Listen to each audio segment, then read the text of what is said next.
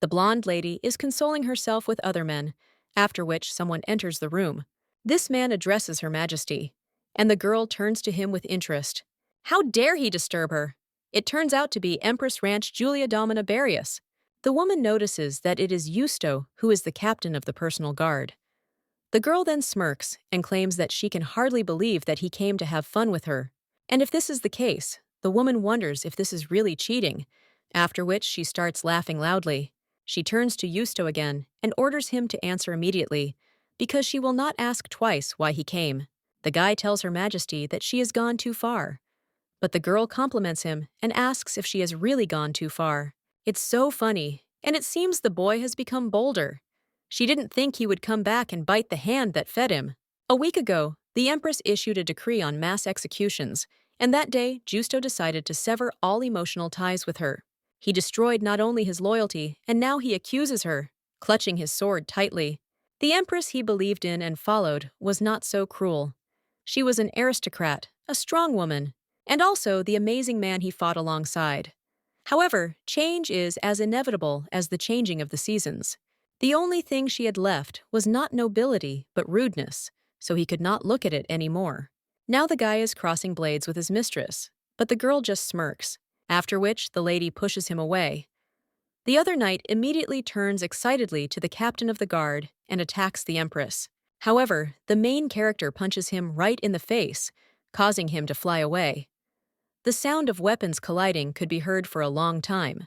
With her weapon, that is, a butter knife, the lady mercilessly plunged the guards into eternal sleep one after another. However, as the battle continued, the knight captain did not miss her moment of weakness. After all, the lady was not truly invincible, after which you defeated your mistress.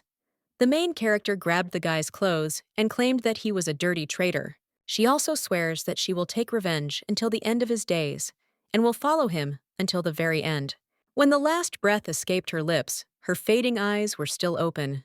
This moment left a deep wound in Justo's heart, after which the boy closed Her Majesty's eyes and asked her to rest in peace. It was the year 270 by the imperial calendar. On September 14th, the conqueror of the continent, that is, the conquering Empress Julia Domina Barrios, I met my end in a pool of ruby liquid. At this time, another girl is at the table drinking a strong drink. The lady says that she seriously has goosebumps from this part. This girl's name is Song Hadan. She is a 32-year-old woman whose greatest happiness is reading novels after work. Today, to relieve stress while reading, she drank wine, which allowed her to relax. A novel she loves so much that she has read it 3 times. It is a love story between an empress and the captain of her personal imperial guard, the ruler of the Rancia Empire, Julia Domina Barrios. Her husband was so great that she became the first in history to unite the entire continent. And yet, endless wars eventually broke her. Julia lost her mind and turned into a merciless tyrant, and her closest person, that is, the captain of the personal imperial guard, started a rebellion. The girl's favorite part is when Julia meets her end from Justo's sword. The girl says that useless and crazy people really need to be gotten rid of. And even today she was with this director Lee. But at that moment, the lady stops, and the investigation understands that the reason why she likes this scene so much is Director Lee. Even though he has so much power, he does not use it and spends all his time on useless nagging, so this evil has come to us in the form of.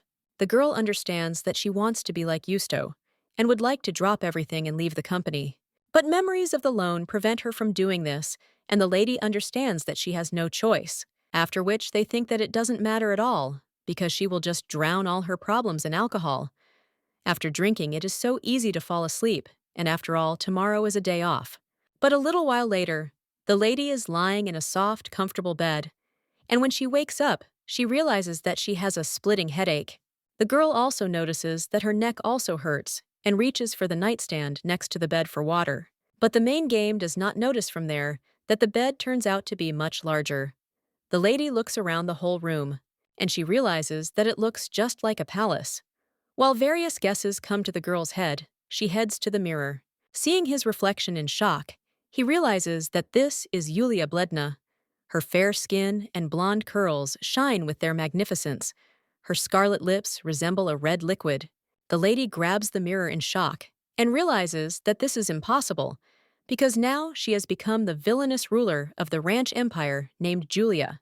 The main character thinks how this happened and why she became the heroine of the novel. The lady also hopes that this is all a dream.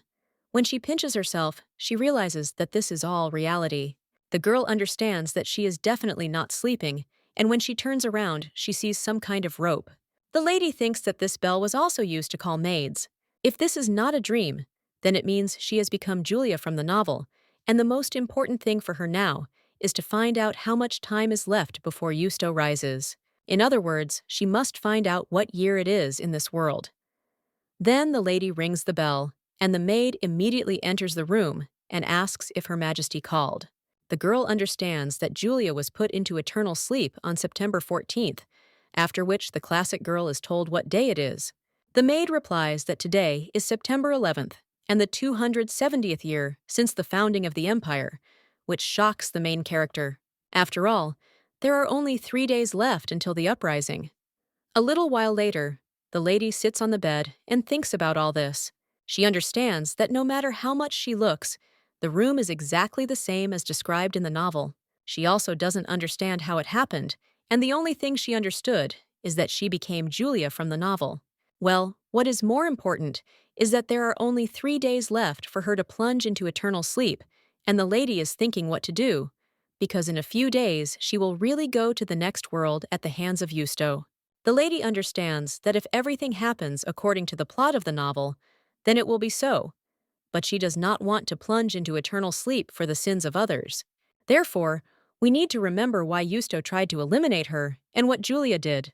The girl understands that initially, Empress Julia Domina Various was not a tyrant. Once she was an exemplary empress, and as the years passed, she gained more and more allies.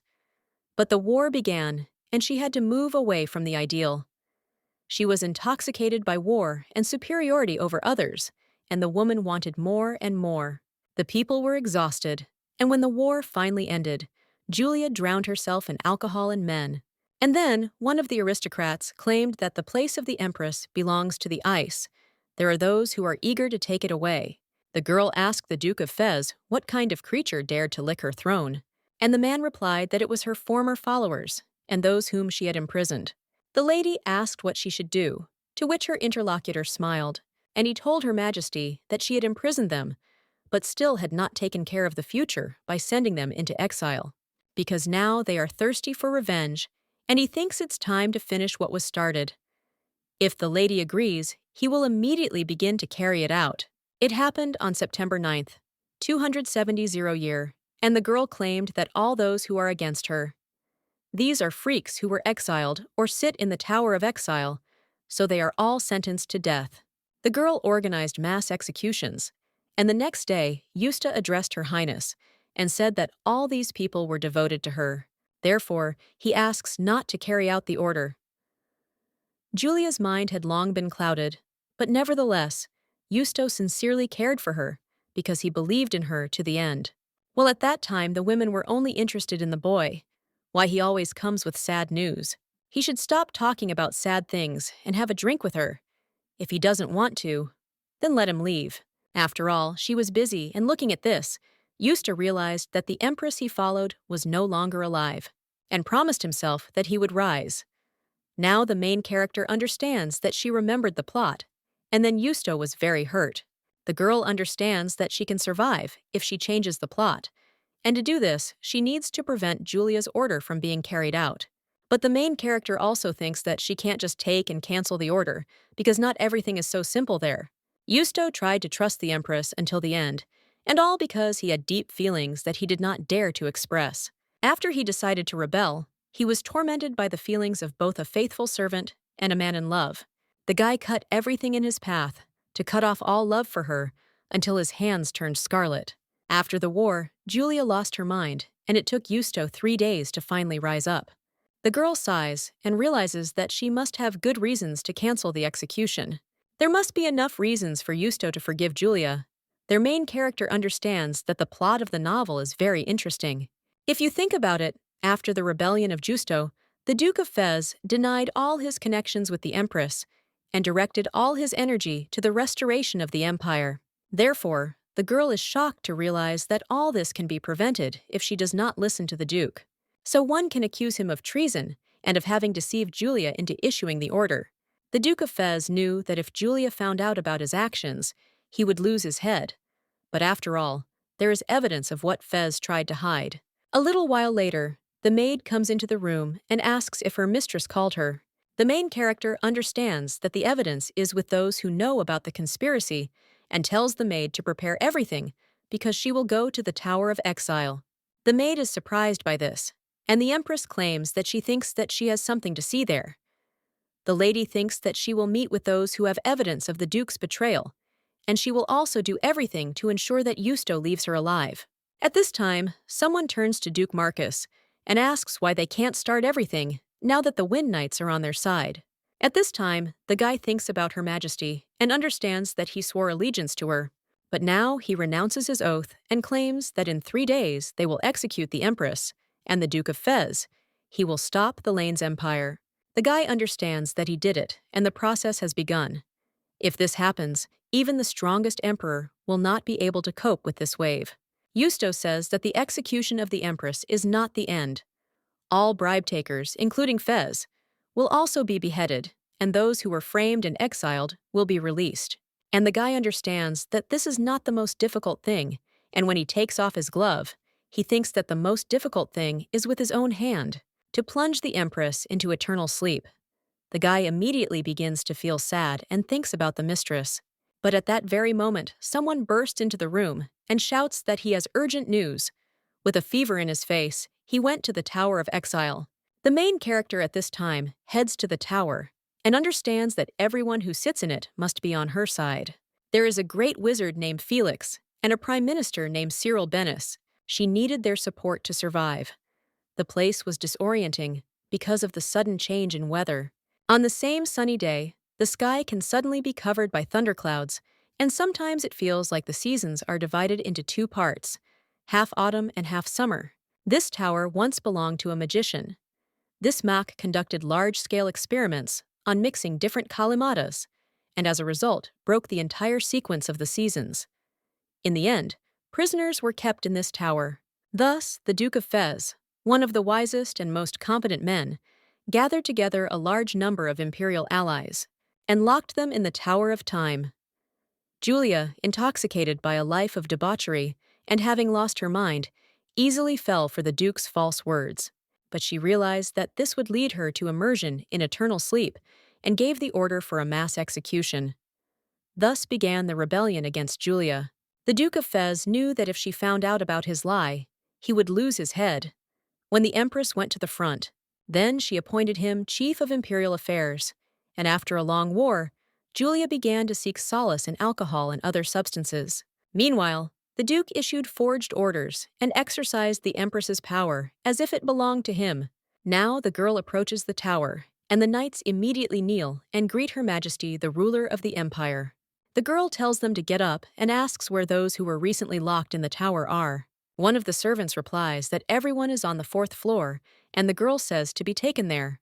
The main character realizes that it is so warm on the 4th floor, and it is not like outside.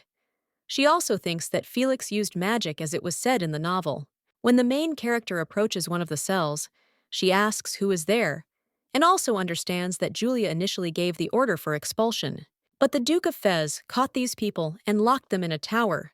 When all these people see the lady, they are surprised, and at this time the main character sees Felix and wonders why he is there. One of the servants replies that he appeared there recently, and the order for his execution has not yet been given. The young man at that moment raises his head and wonders if this is really Her Majesty. The main character realizes that this is Commander Felix, a boy who was supposed to become a great magician in the near future. As a child, he was persecuted for his talent for magic, but later he met Julia during the war. The boy who managed to get out of the city alive wanted to follow her. He claimed that he could use magic, and if Her Majesty took him with her, he would be faithful to her and would never harm Her Majesty. After this, the girl said that even if the boy became a great magician, he still would not be able to hurt her. If the boy wants to follow her, he can become her servant, to which he smiled. The boy swears allegiance to the one who first showed him kindness, and Felix could not hate her even after being plunged into the Emperor's eternal sleep, because it was Julia who gave him a chance for a new life. The guy was very cruel by nature, and the reason was his difficult childhood. At this time, the girl wonders if Felix really thought that she didn't know about his abilities. The guy then claims that he knows he shouldn't say that because he is now a criminal. Well, after all, he cannot stand aside when he sees the situation in which the common people find themselves. And even being locked there, he still hopes that the lady will come to her senses and be more lenient towards them. The lady tells him to calm down, because she didn't come there to punish them. Julia understands that, as she thought, all the Empress's assumptions were just sophistry. The woman says that her first order was to expel the guilty, and the second was execution, but they are not afraid of being immersed in eternal sleep. The burden of responsibility for things not going as planned also lies with her. Therefore, she will let them go. The girl understands that even if she starts to speak arrogantly, she will not hide her superiority. They won't even present anything in response, and the lady claims that she knows that there are those who no longer want to stay on her side, so she gives her word that they will not be punished even if they leave. And in the name of Empress Julia Domina Varius, she frees them all. At this time, someone addresses Her Majesty, and the girl understands that if she demands an answer from them right now, she will only make the situation worse. She has no choice but to put on a mask and continue playing the role of Julia. But when she comes out, she says that if anyone decides to stay with her, then let them come to the Imperial Palace tomorrow morning. Then the girl closes the door and asks Felix to come in her mind. The main character sighs heavily, and she understands that the next person she must meet will be more problematic than Felix, so the lady says to be taken to Count Bennis. When a lady climbs the stairs, she realizes that the higher she goes, the colder it is. At the same moment, the main character hears someone addressing her in a trembling voice, and when the lady turns around, she sees that the servants are all frozen. Julia realizes that she forgot that they are not as strong as the Empress, and says that they can wait for her there. There is a question she wants to discuss with the Count without unnecessary witnesses. The servant at this time turns to his colleague, and she whispers and asks if she thinks that Her Majesty is behaving strangely, and replies that she thinks so too. A little while later, the main character finds herself in front of a door and wonders how to open it. When the girl takes hold of the handle, she begins to open it and realizes that it turned out to be easier than she thought. She felt like she had walked into a freezer. The game Avni looked scared or confused. Even during the execution itself, he remained steadfast until his last breath. At this time, the man asks whether Her Majesty needs anything or whether she has come such a difficult way, just to see the sinner, after which he wonders why Her Majesty is there. The girl replies that she came to voice an order, and the Count wonders if this is a personal order for a sinner, to which the lady replies that this is true, and he has already done it once, so it will be easier the second time. The girl also turns to Cyril Bennis and says that he was the one who brought the accusations against the Duke of Fez. The lady understands that the dice have been thrown, and the future that awaits them depends only on his choice. The guy at this time turns to Her Majesty, but at the same moment they hear someone burst into the room. The main character wonders if this is Justo, after which she starts wondering if something like this was in the novel. The girl also thinks how she could not notice his black-as-night hair, which symbolizes nobility and green eyes. Thanks to training, he has a hard and pumped-up body. If Justo is compared to the Emperor, his body will be much better. But now the main character is wondering what he is doing there. And is it really because she arrived at the tower that the lady is even thinking about what to tell her? And then he asks why the guy is there. Diamond replies that it is because Her Majesty arrived unaccompanied, and the main character understands that this is complete nonsense. First of all, Julia is a person who does not need an escort, so he is worried not about her, but about Count Bennis, and came there for him. Justo's story does not inspire confidence, and to prevent betrayal, she must show him another version of herself. The girl immediately turns to Justo Marcus, and he wonders what's going on, because she doesn't remember the moment when she called him there. Well, the guy claims that he is guarding Her Majesty, and the main character asks if that is really true, after which she suggests to the guy to stop, because he will never take her place, which makes him angry. He also clenches his fists and asks Her Majesty if the execution will take place. Julia understands what it means that he does not trust her. However, the cruel Julia is no longer there, and the girl wonders if he came there to ask her about it without her permission. The lady understands that this guy rebelled against Julia and plunged her into eternal sleep, so now he is nobody to her. Now she is Julia and must drive him away. At the same moment, someone else turns to Duke Marcus, and he says that whoever he is, such behavior in the presence of Her Majesty is unacceptable. The commander of the knights turns to Count Bennis in surprise, but he says that he is not too happy about it either, that the guy came there and tried to put on airs, and besides, he's not the only one who can be alone with Her Majesty. After this, the guy once again turns to the Count, who says that if Her Majesty intended to plunge him into eternal sleep, then she would probably take a sword with her. The main character understands that this is true, and the canon Julia always carried a sword with her wherever she went, because there were many enemies everywhere, and the girl understands that in any case, she had a reason to drive Justo out of there. The lady immediately turns to the guy and asks if he was afraid that she would plunge the Count into eternal sleep. If he really dared to doubt his mistress, then he had better leave. So let him go away. The guy only bows after that, and the main character, looking at his face, she thinks what a horror this is. The girl also understands that there are no steps behind the door, and thinks whether he is really going to wait for her. Julia understands that she can't do anything about this, after which she invites the Count to continue their conversation. At this time, the guy wonders if Her Majesty no longer believes in Duke Marcus, to which the lady replies that he is right, and the man asks if she noticed his facial expression at that moment. At this time, the girl thinks how good it is that Julia is the type who can always maintain a mask of composure regardless of the situation, because her real face almost always expresses confusion at such moments. Count Bennis is the main target in the mission to save people from the rebels. In the novel, it was written that Justo led the rebellion, but what if in fact the head of the operation was Count Bennis? The girl wonders if he suspected something, and then why is he silent? In any case, as soon as she turns her back, the knife will inevitably plunge into her. The lady also says that she thinks he has mistakenly formed the impression of her as a tyrant who has fallen in love with a dissolute life. What girl is interested in whether he wants to know, in this case, whether she did it on purpose? The man is surprised by this, but then smiles and says that he has some dirt on the Duke of Fez.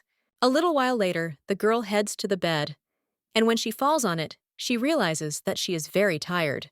The body seems not to be hers, although the lady understands that it is not hers anyway. The only joy after she became Julia. This is that she can send away the maid and be alone. The girl also understands that, by the way, Count Barrius is a truly amazing person. He comes from another country, so he is not like other aristocrats. He also helped her get some data to accuse the Duke of Fez. That's why the main character understands that he is so brave. The power of the Duke of Fez was so great that he had the audacity to plant his people and spy on the Empress. Count Bennis used to be the same as the Duke of Fez, but now he decided to change.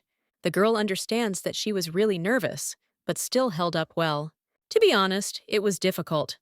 The Count said that, to tell the truth, her words did not convince him. Julia asked if this was true, and the man replied that in his opinion, it was very ineffective. The girl replied that she had been a tyrant all this time on purpose in order to collect evidence against the Duke of Fez. Well, her interlocutor replies that he cannot yet fully trust her. Their main character wonders if he really doesn't believe her. She also understands that this is normal considering what Julia did. Perhaps her actions are too impulsive for him, or he has his own plan for the Duke of Fez. The Count at this time turns to Her Majesty and claims that he will tell her so. The Duke of Fez is a sinner, and he will still fall into eternal sleep in terrible torment. Therefore, to plunge him into eternal sleep, or to leave this decision to Her Majesty, but for either of them, he will not be grateful to her. Julia is shocked and wonders what he is talking about, because she wanted to hear that he would be grateful to Her Majesty until the end of his days. The lady wonders why he didn't answer like that, and did he really say that for safety's sake? At this time, the Count once again turns to Her Majesty and claims that he knows what she needs. That's why she wanted to use him, and he will think about her offer. As long as their opinions converge, the lady will be able to use him. After which, the guy kept saying that he hopes she will not want his devotion. Now the main character is lying in bed and thinking what else she could expect from this world. She will only have a working relationship with him anyway. The fact that he won't be loyal doesn't mean that he will betray her. And in any case, after falling into Julia's eternal sleep, he worked for the good of the country. And loyalty is a burdensome thing, but it would still be better to draw up a work contract, because the guy would be suitable for the role of a partner or colleague. But the lady understands that she needs to sleep first. A little while later, she already hears cautious movements and understands that it is not one or two people. She also hopes that among them are the people she freed from the tower. After which, the girl excitedly rings the bell, and a maid enters the room. She turns to Her Majesty and asks if she is awake, to which the girl replies that she is. Julia understands that, unlike yesterday's maid, she speaks kindly and calmly. These are children who are not sure that their tyrant ruler has changed, but having returned by faith in her words from yesterday, she feels how strongly they are attached to Julia. When the lady looks at the maids, she realizes that it seems they are still afraid of her, but nevertheless, she is grateful that they came. But when the main character examines all the servants who understands that this cannot be, and why is Felix not here? The lady believed that Felix would come, even if the others did not. But at that very moment, one of the maids tells Her Majesty that Felix is waiting for her outside the door, and this is all because Her Majesty is not yet prepared, to which the main character replies that yes, and the maid asks if she can start preparing her, to which the lady agrees. Well, at that very moment, the girl smells something and turns to Flenna, and also thanks her because she remembers that she likes these flowers.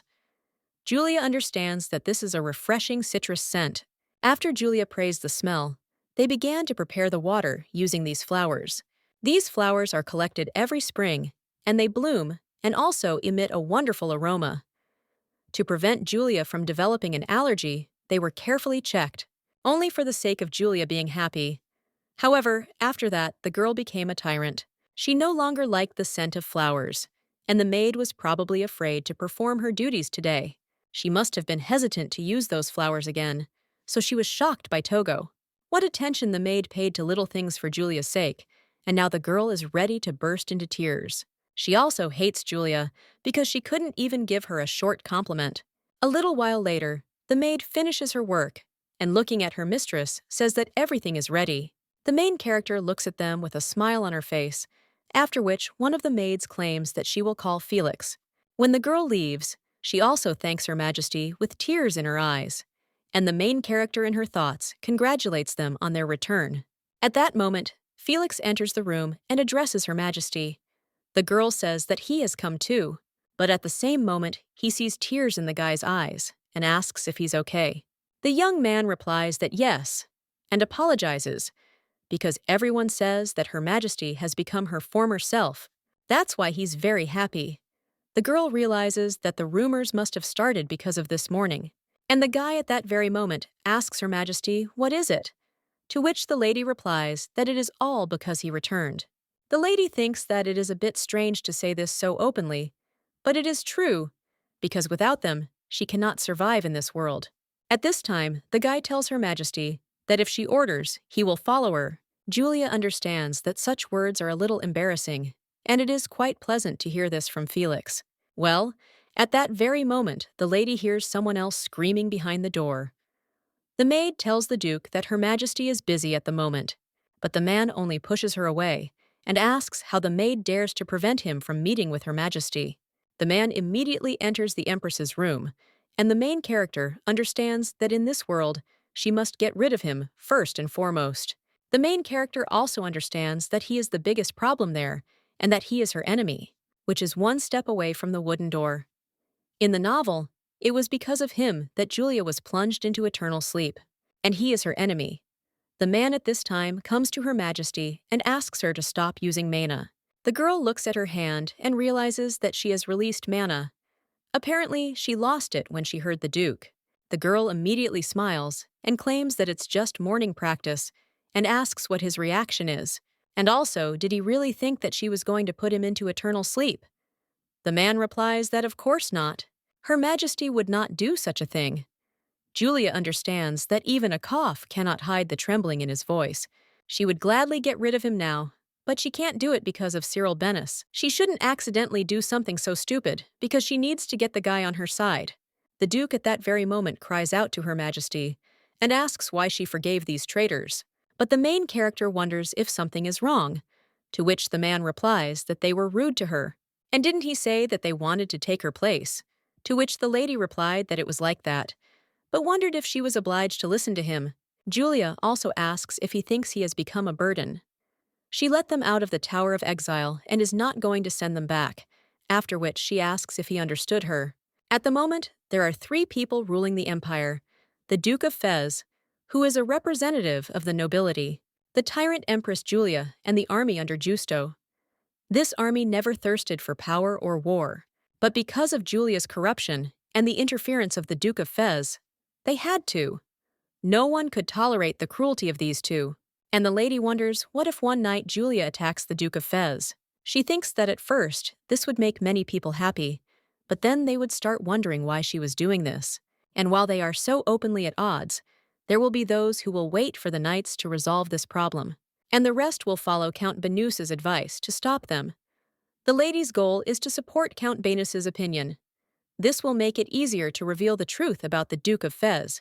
Now the main character asks if the Duke understood her, to which he replies that he did. And then he keeps saying that he simply didn't know that Her Majesty herself violated her own order.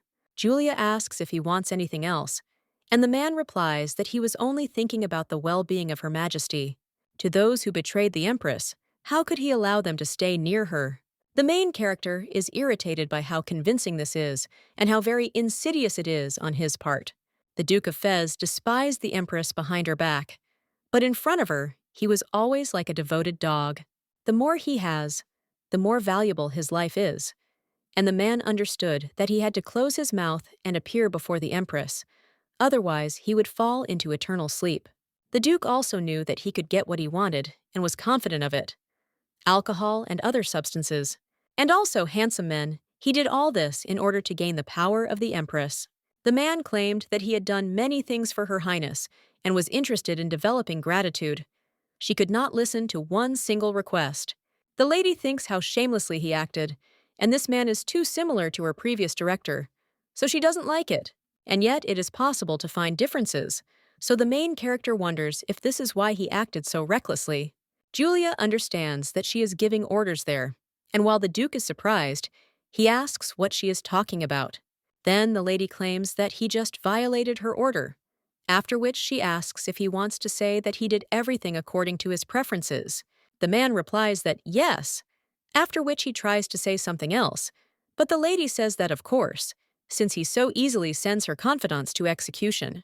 She is planning something, but the man replies that this is not so, and asks how a lady can doubt his fidelity. He had been with Her Majesty for so long, but the girl replied that liars have long tongues. The Duke once again addressed Her Highness, and she understands that when it comes to this person, she quickly loses her temper, and fortunately last time everything worked out. If you think about it, she wasn't tired when she climbed the tower and easily opened the frozen door. So she has Julia's power, and in the end, what can they do to her? Because in her opinion, except for Justo, no one is capable of harming her, and in the end, she has nothing to fear.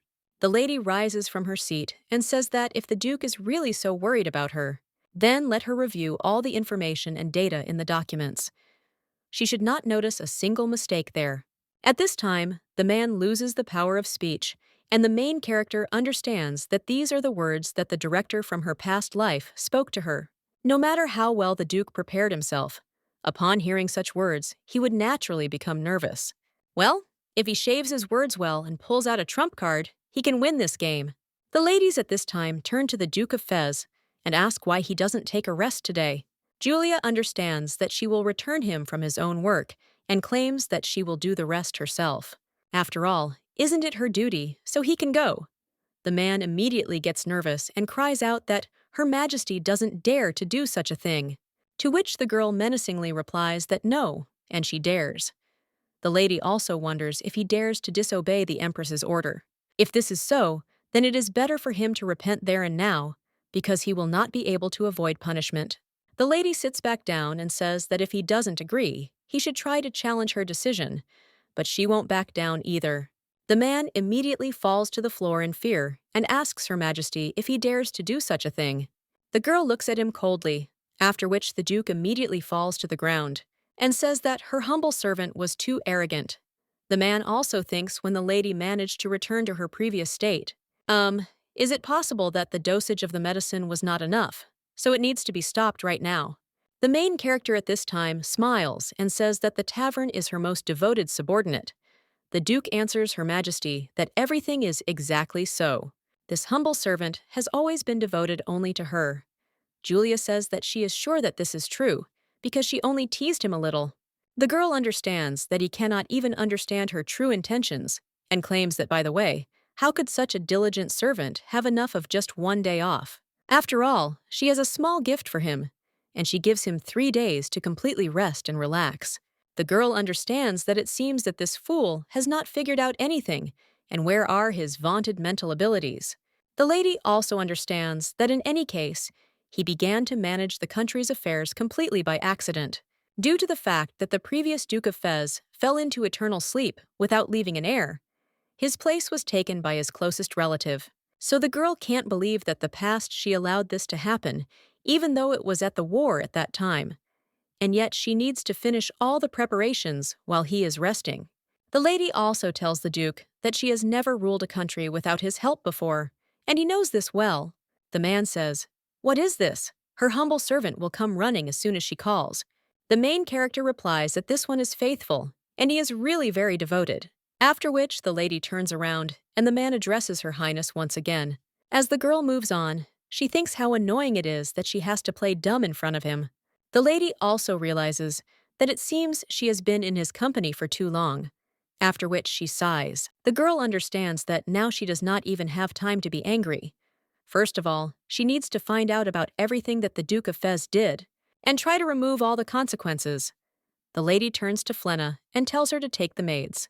And she also brought her absolutely all the documents from the Duke of Fez's office. The maid answers Her Majesty and says that she listens to the lady, and says that, of course, let her do it under the appropriate pretext. The lady replies that of course, and the main character understands that while thinking about what happened. She feels guilty towards them for not being the Julia they are so devoted to, and also because her body was occupied by her. And this is the reason why she should work harder. The lady also turns to Felix, and the guy immediately responds, and the main character thinks what kind of unprecedented force makes this 17-year-old boy so charming. Julia realizes that she can't look at him. The eyes of this boy with curly hair always sparkled with happiness when he saw Julia. For fear of becoming hated by the girl, he always tried to maintain his image as an innocent child. Of course, all this was only in the presence of Julia, but this is far from being because he could become a great wizard.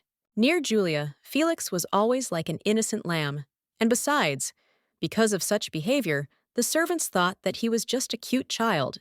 However, if you tear off this mask, you can see one of the most ruthless people. For example, a guy ruined the life of one nobleman just because he dared to speak out against Julia.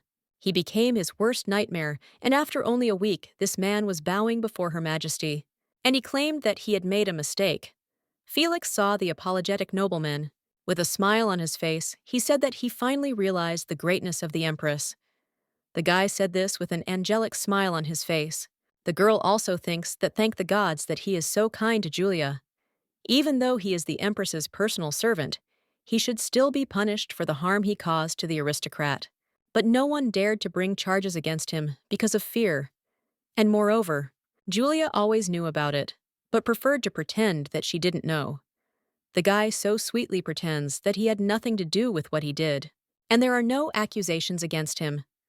The girl turns to Felix and says that there is something she wants to entrust to him. The guy replies that he will do whatever the lady orders. The lady tells him to start by keeping an eye on the Duke of Fez and limiting his ability to contact the outside world. The guy replies that it will be easy, and the main character says that of course she will do it so that he won't notice. The young man agrees to this, and a little while later, he is already casting a magic circle. The girl wonders if this is the pen that Julia gave him, and the guy is still such a baby. The lady turns to Felix and claims that she wants to ask him something, to which the guy replies that of course, and asks what she wants. The main character says that the climate in the tower is extremely unstable and wonders if it will return to normal. Uncle also sadly says that some people are still there because of the Duke of Fez. She should visit them before they are dealt with. The guy replies that yes, and the main character thinks how cheerful he is and whether she should play along with his good mood. The girl knows that Felix hated the Duke of Fez more than anyone else because he was incompetent, greedy, and did not submit to the authority of the Empress. The Duke of Fez did not like the fact that Julia trusted Justo so blindly, and he, like a dirty rat, decided to take advantage of this. Previously, Julia had no reason to hate the Duke of Fez, and it was only because of this that Felix remained silent. But now that she has spoken out against the Duke, she sees how happy the guy is. At this time, the young man turns to Her Majesty and asks if she has any tasks for him. The girl understands that this is how Felix managed to deceive the nobles, after which she asks if the guy can help her with the papers of the Duke of Fez. After all, she is sure that he will like it, to which the guy agrees, and the main character understands that it is time to act.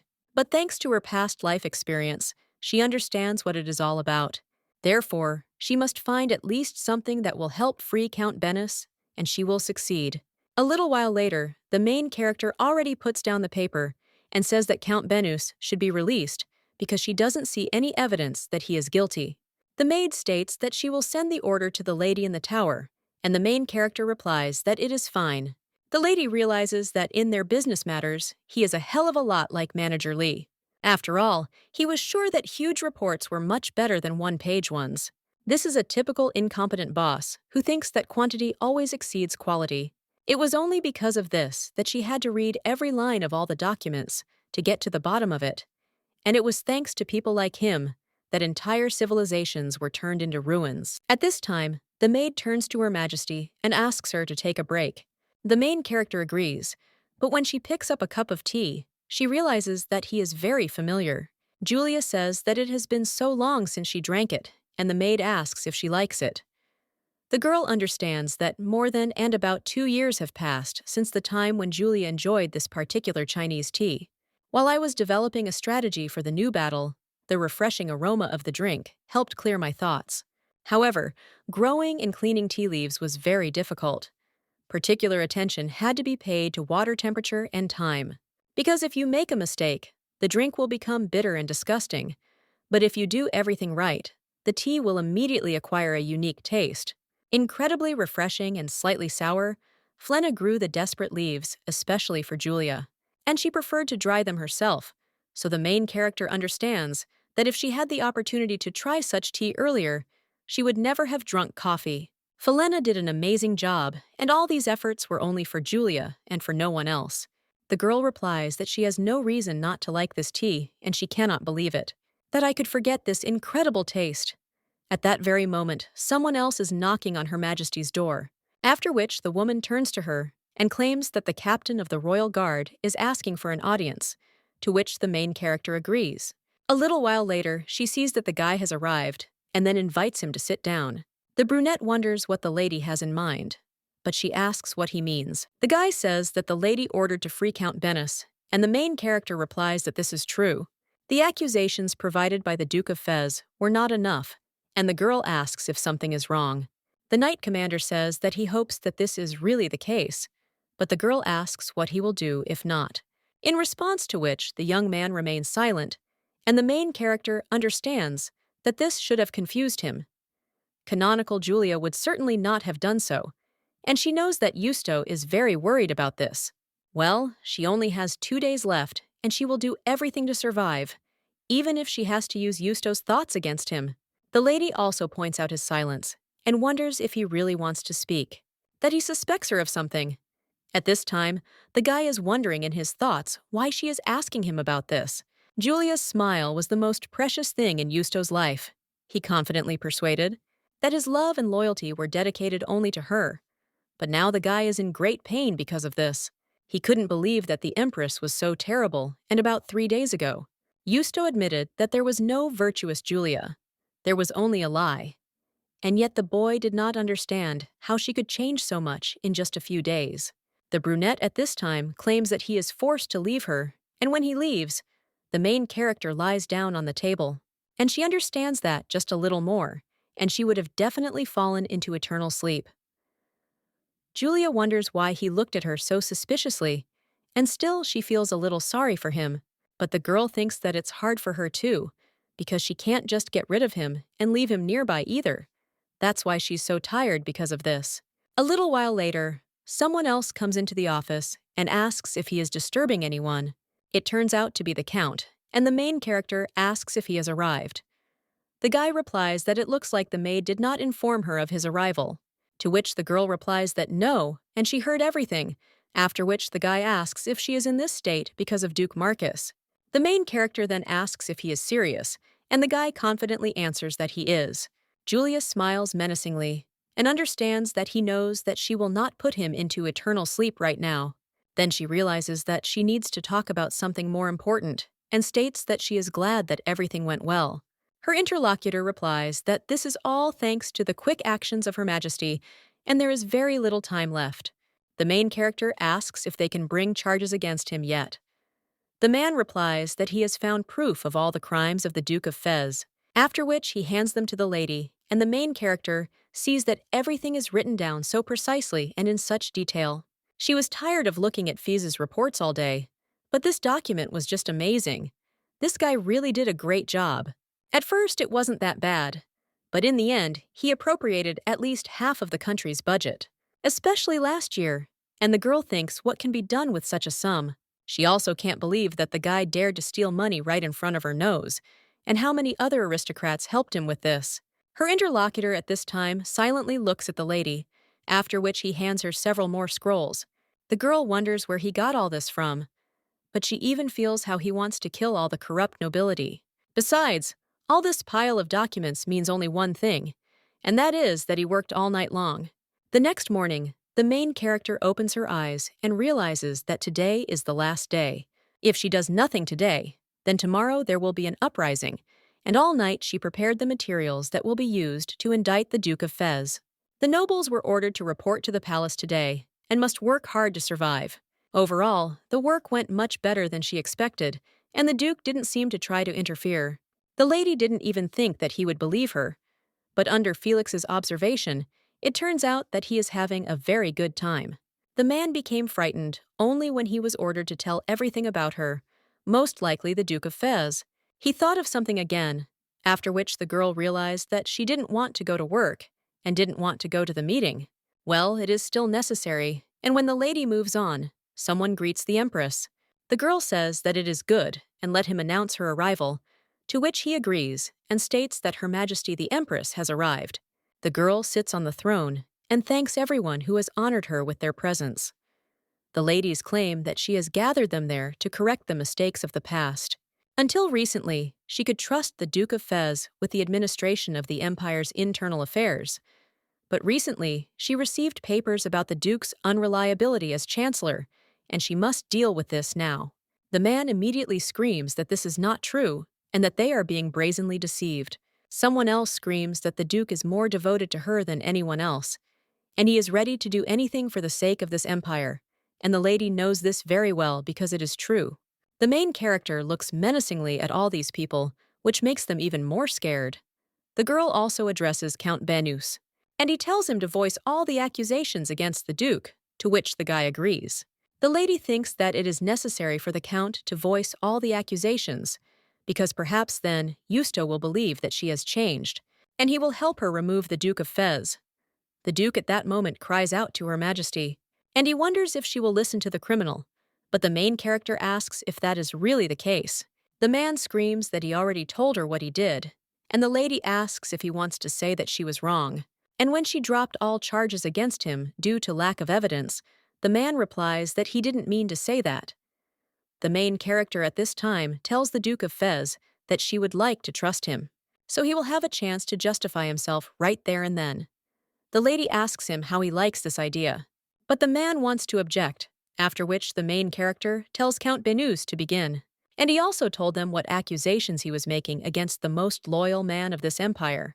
The man claims that next, they will hear about all the sins of the Duke of Fez, known to him since he was entrusted with the internal affairs of the empire on behalf of the Empress in the year 264 of imperial rule. The lady at this time remembers how her former boss said that everything needs to be sorted in order. He also wondered what this mountain of garbage was, because last time she made it too long, and now she didn't try at all. He also claimed that the lady should find a middle ground so that everyone would like the presentation, and wondered if she really didn't even know this and if she could do anything at all. After which, the main character took up the computer and understood that the reorganization of enterprises is so simple that even she will understand, and she will become a god. In the presentations of this stupid manager. In this life, the main character also drew up a presentation and understood that it was all because of him. First, she will introduce, then connect the main points, and then the details themselves. Thanks to Felix, she can show all this in the form of real presentations. At this time, one of the aristocrats says that he cannot believe that this is possible and that he really was able to do it. The count at this time claims that from 264 to 273 inclusive, the Duke of Fez appropriated more than 60% of the budget from the entire treasury. He is also accused of taking bribes from other nobles for purely personal gain, after which the guy makes many more arguments, and in conclusion, claims that the Duke of Fez intended to abuse the power that Her Majesty had endowed him with. Therefore, as was said earlier, he accuses the Duke of Fez of his crimes against Her Majesty, the Empress, and the Empire. The main character at this time rises from her seat and turns to her most devoted servant, the Duke of Fez. The man immediately comes unstuck, and Julia claims that she believed in his loyalty to the Empire, but he bit her hand. Who fed him? And the girl asks if he remembers what she said 2 days ago. The man immediately screams that this is some kind of misunderstanding, because Count Benis is a real criminal. When the main character takes the sword out of its sheath, the Duke cries out that the evidence is actually fake. But the lady merely waves her dagger in front of him and claims that the words of a liar cannot be called true either. The man immediately covers his mouth with his hand, and the main character touches it a little. The Duke, looking at the wound, cries out to Her Majesty, asking if she is going to put him to eternal sleep right there. The girl understands that not this time, although she would be only too happy to do everything with her own hands. The lady claims that she does not want to waste her energy on him, and that there are too many inconsistencies in his reports of his actions. If he planned to get his hands dirty in advance, then why didn't he think it through in more detail?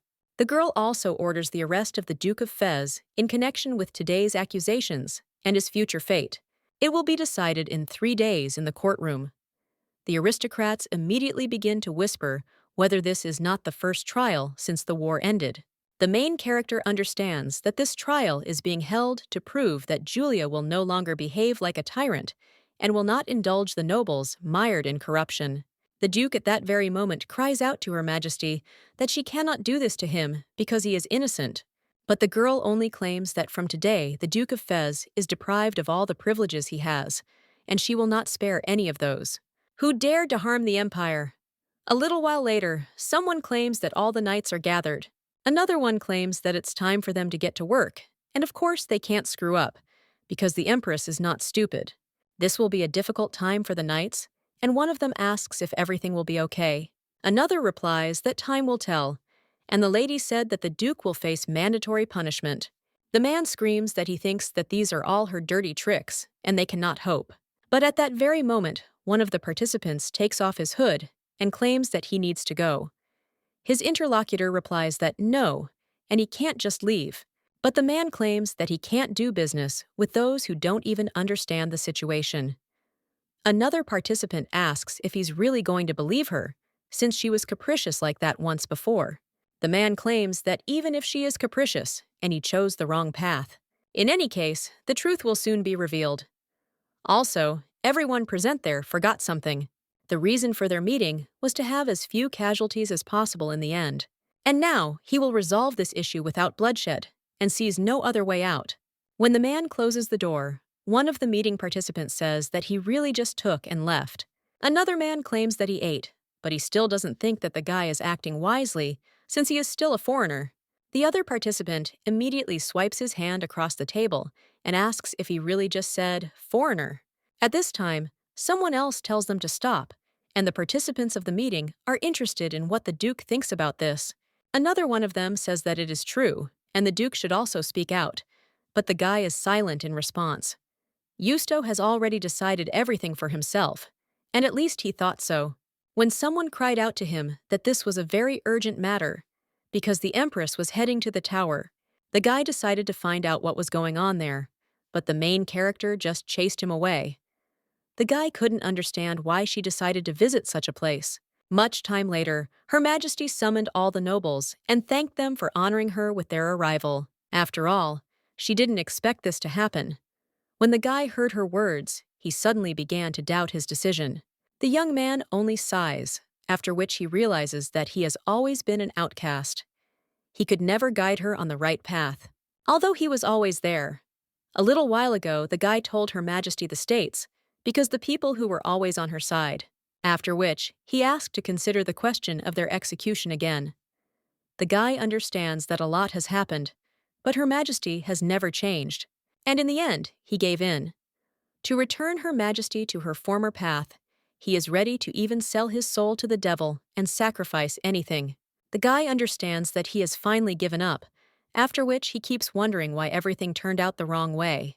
2 years ago, the Nice ball appeared with a golden gleam in its eyes that soon began to fade. Yusto was very young when he first saw her, but he fell in love at first sight because the girl was dangerously and beautiful, and these charming golden curls simply drove him crazy. The young man understood that he needed to see it one more time, and then his eyes began to fantasize themselves. But he thought that if all this was not a lie, and that if Her Majesty would become the same again, after which the guy claims that tomorrow he will meet with Her Majesty. The participants of the meeting turn to the Duke in surprise, and he claims that even if everyone is against her, Her Majesty will still remain a difficult opponent. Yusto understands that he must make sure of everything again, no matter what bitter truth may await him. The main character is in the bath at this time and thinks that, as she expected, it is so relaxing. Even in front of such a large crowd, she was able to show herself as a true ruler. But now her shoulders hurt so much. The lady understands that according to the novel, the rebellion against Julia will begin tomorrow. However, the Count seems to have lost interest in this event, but she knows nothing about the rest, and Yusto's thoughts also remained a mystery to her. The girl understands that she asked Felix to follow everything in order to be aware of the events, after which the lady drinks a glass of booze and realizes that she doesn't even know. After all, she did everything she could, and now all that remains is to wait. A little while later, the girl fights against the knight's commander.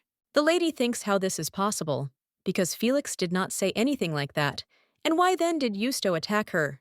At that very moment, the girl twists her leg and begins to fall, and then she sees nothing at all. As the knight commander plunges his sword straight into her chest, the lady immediately jumps out of bed. The lady, breathing heavily, realizes that it was just a dream. She needs to think about it carefully, because now she has a bad feeling. Today is September 14th, 270. On this day, the Empress. She was plunged into eternal sleep by the hands of Yusto. But according to Felix, the rebellion was suppressed. Now the main character asks when Yusto should arrive, and the maid replies that you are at 11 a.m. Julia thinks that she will understand his intention from the tone of the conversation and words, so everything will be fine, and her life will continue there. Well, at that very moment, the lady starts thinking that even if she worked tirelessly in her past life, it still ended. And the lady thinks that this is true because she can stand it. A little while later, the lady slams the table furiously. The girl understands that the Duke of Fez did everything wrong, and she must correct only his mistakes. But this man is exactly like her boss, so she needs to pull herself together. Julia thinks that perhaps it is worth appointing Count Banus as Chancellor, because he always does everything perfectly, and also very educated. The girl also thinks that she is not so stupid to take everything on herself, and then thinks about what to do. At this time, one of the maids approaches Her Majesty and claims that the captain of the knightly guards, Justo Marcus, is asking for an audience. The main character realizes that, ultimately, it was the day of her immersion into eternal sleep, after which the lady comes out to him. Well, the guy at that very moment gets down on his knees and greets Her Majesty, the leader of the entire empire. Julia understands that it seems he is unarmed and has no bad intentions. The girl also wonders if she made him wait. To which the guy answers, Her Majesty, that it's nothing. A little while later, they are sitting over a cup of tea, and the girl asks what is the reason for his meeting with her. Yusto answers that he has one request for her. Julia wonders what it is, and the guy talks about her aura, and wonders if the lady could show him one more time. The guy understands that he could ask her for anything, but this is the most suitable option. This golden shine will be the best answer to all questions for him. The main character at this time begins to use her aura, and wonders if this is the reason why he asked for an audience. A golden glow filled the entire room, thus destroying all doubts of Yusto. The guy at the same moment claims that he had the audacity to doubt Her Majesty. This girl says that it is so. At this time, the guy says that he thought that she left forever, and the main character wonders if he really came to tell her this. Yusto says that he came to receive punishment for his misdeeds, and the main character tells him not to think, that she would ignore his unwavering loyalty. She was not so stupid as to forgive him his sins, after which the guy is silent, and the main character understands that she is no longer the canonical Julia, but she will do everything in her power to protect this empire. But for this, she needs Yusto. At this time, the guy turns to Her Majesty and asks to give him a chance to prove his loyalty to her. A little while later, he actually kneels before her. A little while later, Felix asks, How can they speak so full of disrespect to Her Majesty? The main character is interested at this time. Is the aristocracy inclined towards Justo to support the rebellion? The guy answers that yes, and it won't be possible to destroy the idea completely, but it's a matter of time. Moreover, Yusto said that the head of the guards will demand a hearing tomorrow. However, he still wants to give them a good slap. The main character says that she does not want to interfere with his desires, but he needs to save his strength. At this time, the guy asks if he can help Her Majesty with something, to which the girl replies yes, and the young man says that whatever it is, he will do everything in his power. Julia understands that it was yesterday. According to Felix, he is going to count the ranks of the authorities in the uprising, and yet, Yusto has once again proven his loyalty to her, so it is necessary to deal with the Duke of Fez as soon as possible. But even in the original story, he managed to escape capture after Justo's rebellion. While the revolutionaries were busy rebuilding nations, the Duke eventually gathered the people who were dissatisfied with the Rancia Empire and declared war. Due to Julia's absence, the Rancia Empire was in turmoil for many years to come, so the girl understands that he definitely won't sit idly by. That's why she asked Felix to watch the Duke. At that moment, the magician runs into the room and cries out to Her Majesty that this man is about to make his move. The main character wonders if he is talking about the Duke of Fez, to which Felix replies that yes, he was observing his surroundings, and among them, Count Arida began to move. The main character understands that, of course, he was the most loyal follower of the Duke in the novel. Being a greedy man, he didn't like Fessa very much, but he stayed with him to take advantage of the Duke's power. He was more careful, so he was able to slip away from the court that time. The girl then tells Felix to tell her more about it. But the guy agrees, after which he starts telling everything. 270 years late at night, on September 16th, the Duke sat in prison and thought how the girl could have previously been a man like him. He also recalls how the Empress returned from the war, and he slipped substances into her alcohol as he had planned. The Duke bombarded her with handsome men, so she couldn't think straight.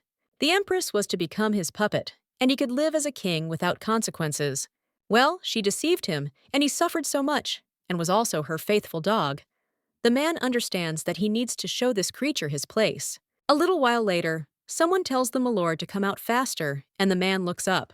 He says that he was waiting for the count, and the latter in response asks whether he could watch as the milord was humiliated. The man also addresses another person, very similar to the Duke, and tells him to come in. The game also says that he bribed one guard to cover for them, so they wouldn't be exposed so easily, and the man says that he knew he could rely on him. His interlocutor tells the milord that the guards will arrive soon, and they must leave through the underground sewer. The Duke immediately claims that he doesn't care what he did today, and the man replies that he just did his duty. The Duke then asks if he carried out his previous order, to which he replies, "Of course." The Duke realizes that in preparation for her to return to normal, he has established connections with some kingdoms that harbor hatred for the Rancia Empire. No matter how strong the empire is, If there are other kingdoms that form an alliance, it will lose. As they head through the sewers, the man wonders if this is the only option. His interlocutor replies that, yes, because the guards will not check this place, and the man says that this is for sure, because he must endure this for the sake of his efforts. His interlocutor at this time says that the Duke's entourage will be waiting for him there, after which he will head to the kingdom of Eton. The man immediately smiles and says that this is great, because they have a good relationship with him. Well, at the very moment they open the door, they see some light, and the Marquis screams what brainless idiots they are and what kind of light this is. But at that very moment, they hear someone's voice asking if they enjoyed their freedom. It turns out that it is the main character, and the girl claims that she is a little tired, because these worms wriggle too much under her feet. The Duke also looks at the lying servants, and also wonders if all these knights were defeated by her, and if this is even possible. The man immediately turns to the Count and says that this is not good, but he replies that everything is fine because he was prepared for such a situation. After which the Count says that in order to help the Duke, he has a backup plan. He throws some kind of ball into the sky, after which it starts to glow. Count Arita says that the Duke has no reason to worship this young Empress. After all, let him just look at her with this bunch of knights, after which a whole crowd heads behind the Duke, and the Count says that they cannot compare with them. Julia realizes that there were more worms there than she thought. The Duke at this time cries out that everything is as expected from Count Arit. His interlocutor claims that they will create a new page in history. Her meager escort shows that Her Majesty has overlooked some details, and the Duke cries out that indeed. And after he wins, the Count will take the highest position in his palace. His interlocutor then answers yes, and asks the Sir to remember his words. Julia sighs and realizes that this is another empty promise. The girl also says that they really do have a lot of mercenaries.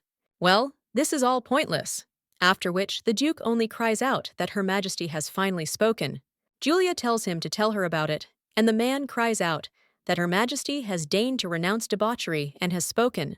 She, whose cruel deeds increase every day, decided to open her mouth, and today he, the Duke of Fez, is here to administer justice. The main character then asks if he has finished the performance, which only surprises the man. Julia claims that, as she said earlier, she is tired and is becoming more and more boring. The man after this only faces and also screams for all people to attack the dissolute Empress Julia, and they can even plunge her into eternal sleep.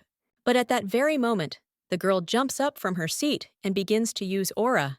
At this time, the man wonders what this golden light is, and whether it really comes from the Empress. A little while ago, Yusta realized that Her Majesty had challenged him to a duel after so much time. At first, she was a little awkward, but now she is on equal terms with him, after which the guy smiles.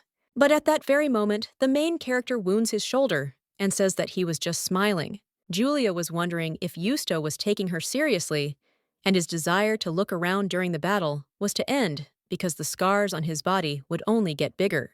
The guy understood that he already knew very well where each of his scars came from, after which he even asks Her Majesty to forgive him. Now the main character understands that she is glad that she managed to fight Yusto. Fencing is exactly what she wanted to master first and foremost, so she must hone all of Julia's skills to perfection. The brunette realizes that he cannot believe that Lady One-Wife Ulas went into battle, and he thinks that Her Majesty has not changed a bit, but as her servant, he won't let her do all the work alone. Well, at that very moment, someone tells the guy not to flatter himself. The brunette asks what he is talking about, and his interlocutor claims that he is not the only one who knows about the true beauty of Her Majesty. And also, he is not the only one who can help her, after which the poppy draws a circle in the air. But the brunette only moves on, and the guy wonders if he is really ignoring him. The main character, Vata, is in the middle of the crowd for a while, after which the knight commander blocks her back. When someone wants to attack a lady and screams for that bastard to fall into eternal sleep, as soon as the commander manages to react, the enemy lady is immediately wrapped up by something.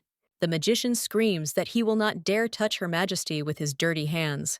At this time, Julio cuts down the rest of the enemies, and a little while later, the Marquis and the Duke are left alone. At that moment, the Count cries out that he was clearly out of his mind.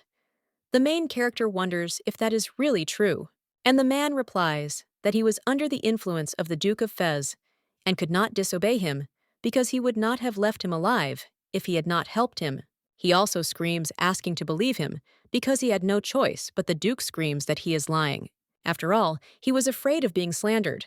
At this time, the Count cries out that he is telling the pure truth, and the main character understands that they are both sinners, so she cannot believe that Julia allowed them to join the nobility. To be so incompetent and to hold such a high position is a real sin. The girl also says that one of them calls it slander, and the other the truth. At the same moment, these two are trying to prove their case, and the girl tells them to shut up, and instead, she suggests checking who is right. The lady also says that today is the first day of the Duke of Fez's trial, and she will personally take care of them. The lady immediately points at them with her hand and claims that all their sins, they will be counted and handed over to the court. A little while later, the aristocrats watch as the Duke is led to the court and whisper. One of them says that who would have thought that the Duke of Fez turned out to be such a person. When the main character enters the courtroom, the aristocrats immediately bow and claim that they bow before the ruler of this empire. The girl tells everyone to sit down, and one of the men wonders if she is really holding them up as an example. 2 weeks ago, the lady hit the defense for being impolite, and in the end, he can't even walk, so one of them asks if the other thinks Her Majesty has changed. At this time, the aristocrats remain silent and understand that it is still difficult to believe this, because she could start a massacre again. Julia understands that her aura does not appear damaged, although otherwise such an outcome would be inevitable. The lady also looks at the Count, and when he nods, the woman states that the trial of the Duke of Fez and his supporters is now beginning. The accused Duke of Fez and his other henchmen committed the following crimes that harmed the empire. And last but not least, he has 2 more accusations against the Duke. The main character asks what, and the man replies that the first crime is the disclosure of state secrets by another kingdom, and at the same time, he secretly obtained drugs prohibited by the kingdom and slipped them to the ladies. At the same moment, the aristocrats ask if they said anything about drugs, and the man replies that it is true. Julio and Felix immediately go into shock, after which they scream for the lady to allow them to execute this man there and then. The main character just raises her hand, as if showing them to calm down. The aristocrats at this time are wondering whether this means that Her Majesty behaved this way because of drugs, and the Duke of Fez is to blame for this. Someone else is screaming that it was strange from the very beginning, since 2 years ago, Her Majesty mourned those who died in battle. And it doesn't matter where on the battlefield or elsewhere, but for Her Majesty, the empire and the people have always been the most important thing. One of the aristocrats cries out that such a sinner as the Duke cannot be left alive, and it was he who dragged Her Majesty's reputation to the bottom. The main game at this time only keeps me silent, after which she understands that she feels how she begins to change. Thanks to Cyril, they managed to create medicine. But was that the only problem she had to face? The lady also understands that this novel is unexpectedly rude to her, and the picture is rather murky. The girl also understands that she knows nothing more. At that moment, the aristocrats scream for the man to be executed, but the main character tells them to stop. After all, she knows that many have suffered because of the ongoing wars, and she is tired of seeing someone's red liquid constantly spilling. The Duke then looks at Her Majesty with hope, but the main character says that someone like the Duke of Fez should not benefit from her mercy. Because of him and his dirty minions, many innocent people were sacrificed, and the fact that he is a duke does not mean that he can take advantage of the innocence of other people. Let him know that all the atrocities he has committed are so great that even their miserable lives will not be enough to atone for them. But since she is the judge in this courtroom, she must ensure that her decision satisfies the will of the public. Therefore, she will give the order to execute them all. The Duke at the same time claims that the lady cannot do this, and everything was supposed to happen wrong, so she can't. But the main character orders them to be taken away. That same day, an unusually quick execution was carried out on the territory of the Rancia Empire, after which Julia wanted to remove the cries of sinners and their faces from her memory as quickly as possible. The girl understands that she does not know how Julia from the novel would have acted, but she thinks that she made the right choice. The main character thinks that everything is fine because now she must make sure that she has managed to change that part of the nobility that is mired in corruption. Much time later, the lady is in bed and then begins to toss and turn. The girl immediately jumps up and realizes that she is very tired and seems to be going crazy, after which she keeps thinking about what is wrong with this body. But then the girl realizes that recent events actually went well. Even though she had sparred with Yusto, this was still her first real fight, even though she saw how many people were going to attack her. But she was not nervous or afraid at all. The lady has a feeling that there is an incompatibility between her mind and body. This discrepancy may never disappear. The girl also understands that yesterday at the moment, when she swung the sword, she felt that she could win and was sure of it. An unbreakable determination pierced her. The lady realizes that she has only been in Julia's body for a week, so all of this seems strange to her. Perhaps the real Julia is still there, and it was she who helped her at that moment. After which, the girl sighs and understands that she has no time to think about it, because there is still a whole mountain of work ahead. I ask for a year since the war ended, and usually its consequences should already have been eliminated. Well, because of the Duke of Fez and his followers, the situation has worsened. In addition, other kingdoms also pose a threat. According to the original novel, there was one state that united with the Duke of Fez to start an endless war, and it was the Kingdom of Eton. The ruler did not care if his people suffered until they gained more power. The main character understands that she is alive, and Yusto is on her side, so it is unlikely that they will start acting. And starting a war right now is a bad idea. Because she is there at Eton. She is the most cruel villainess of the entire era, named Guyana. She is the daughter of the King of the Eastern Empire and is also an excellent manipulator. Julia knows she's glad she has Felix, but she'll have to learn Eton too. But first, she should make a list of people she trusts. The girl also wonders why she continues to think about this even during rest. Julia understands that she was about to relax, but as soon as the lady lies down, someone knocks on the door and addresses Her Highness, and also claims that someone asked for an audience with her. The lady only remains silent in response to this. But a little while later, she still ends up there and realizes that she is definitely going to relax after this meeting. A little while later, someone bows before Her Majesty and cries out, asking to be put into eternal sleep for having lost faith in her. The main character silently looks at them and understands that these people were not with Julia like Yusto, but fought next to her on the same battlefield.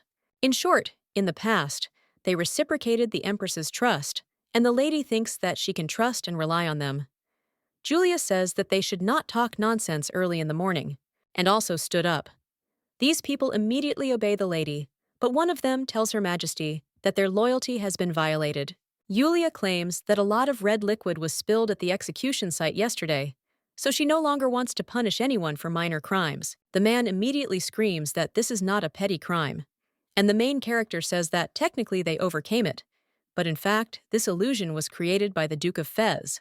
The girl also asks if this is true, after which one of the ladies says that they did not fulfill their duties as her subordinates. The main character only says that if they want punishment for this, then they should be sure that she will announce it. One of the servants claims that they will accept any punishment that Her Highness gives them, and the main character says that it is good and that is better. The girl understands that the previous Empress would definitely not show mercy, and the punishment for the crime would be immersion into eternal sleep. But now the lady says that from tomorrow she wants everyone to start working for their empire. People are surprised by this, and the main character smiles and understands that she did a great job. Count Cyril Benus has proven his loyalty, and he is very hardworking, but because of the mess that the Duke of Fez has made, she still lacks people, especially those she can trust. However, she managed to find them almost immediately. Everything goes surprisingly smoothly, but the girl thinks that there is so much work, and she doesn't want to do it herself, so now they have no choice. People immediately turn to Her Majesty and ask whether she really trusts her subjects so much. The girl replies that she believes that everyone can make a mistake at least once, so let them make sure they don't make the same mistake twice, because she won't be able to turn a blind eye to it the second time. After which these people bow and shout that they understand. Julia understands that in any case she must outline their responsibilities and not waste time. After which the girl claims that first of all, she will appoint Count Cyril Benos as Prime Chancellor Everyone is immediately surprised and wonders whether the position was given to a foreigner like him. But then another claims that he swore allegiance to the empire, so he is confident that this decision was deliberate. And they must believe in Her Majesty and follow her, because it is their duty. The man at this time claims that choosing him is not the best idea, but okay, which shocks everyone else. And the main character gets furious and thinks what he's talking about. After Yulia went into eternal sleep, he did a lot for the country. And the girl wonders if it's really hard for him to trust her now, because of what's been going on for the last couple of years. She thought he'd agree right away, and the other servants are pretty good too, but she thinks Cyril is doing a great job. She has so much planned, and all of it can only be entrusted to a reliable person. Julia claims that she understands that it is not easy, and does not want to blame everything only on him. She is also glad to see everyone there, but they have urgent matters to attend to, so they will discuss the details next time. After which, the lady leaves, and the servants immediately agree. A little while later, the girl is among a mountain of papers. She also wonders if anyone other than Cyril can handle all this. She doesn't think so, but the guy doesn't want to work anymore after the Duke of Fee's words. And the girl wonders if he is trying to prevent a revolution. But Cyril wanted to cooperate from the very beginning. He hated corruption and considered the leadership incompetent. That's why she wanted to give him power. But she still doesn't understand why his reaction was so cold, and it was as if she had been slapped in the face. At this time, someone hands the lady a cup of tea and asks if she wants Count Bennis to be next to her. The girl replies that he is very smart, but Felix says that there are many other people. For example, the Marquise who accompanied Her Majesty during the war. The girl at this time asks Felix if he likes Count Bennis, and the guy replies that he approves of any decisions and actions of Her Majesty. Yulia says that he understands that she is not talking about that. Ours says that she is right, because he doesn't like Count Bennis, even though she appointed him. He also knows that many people think the same, and he came there when he was still a youth, and he was then a nobleman in another country. The main character then realizes that they think it is too early for him to take such a position. It is obvious that the nobility will not complain now, because they asked Julia for forgiveness because they respect her. The nobles treated her well and helped the Rancha Empire from her childhood. She went through many options and settled on Cyril because she considers him the most worthy. After which the lady thinks that it's not a big deal because they just have their own principles and priorities. It's stupid to think that she can change their minds, and it will be playing with fire. But the lady understands that it is not worth leaving the matter with Cyril to chance. A little while later, the Count asks his interlocutor what he just said. The brunette replies that he met with Her Majesty and proposed his candidacy for the post of Chancellor. Cyril asked if he was serious now, and Justo asked if he really thought he came there for stupid jokes. Cyril replies that he knows perfectly well what kind of person the Duke is, because he will stop at nothing if necessary. But he is not from Ranche. He should have remembered that by now. If he becomes Chancellor, it will bring some problems to all of them, and he has sworn allegiance to Her Majesty. The brunette at this time says that here's the thing, and the Count wants to serve the Empress while being in the shadows. If he thinks that he chose the right tactics, then this is not so. After which, he asks him to think again about this proposal. The fact that he refuses the post of minister, or that he is a foreigner, is not so important.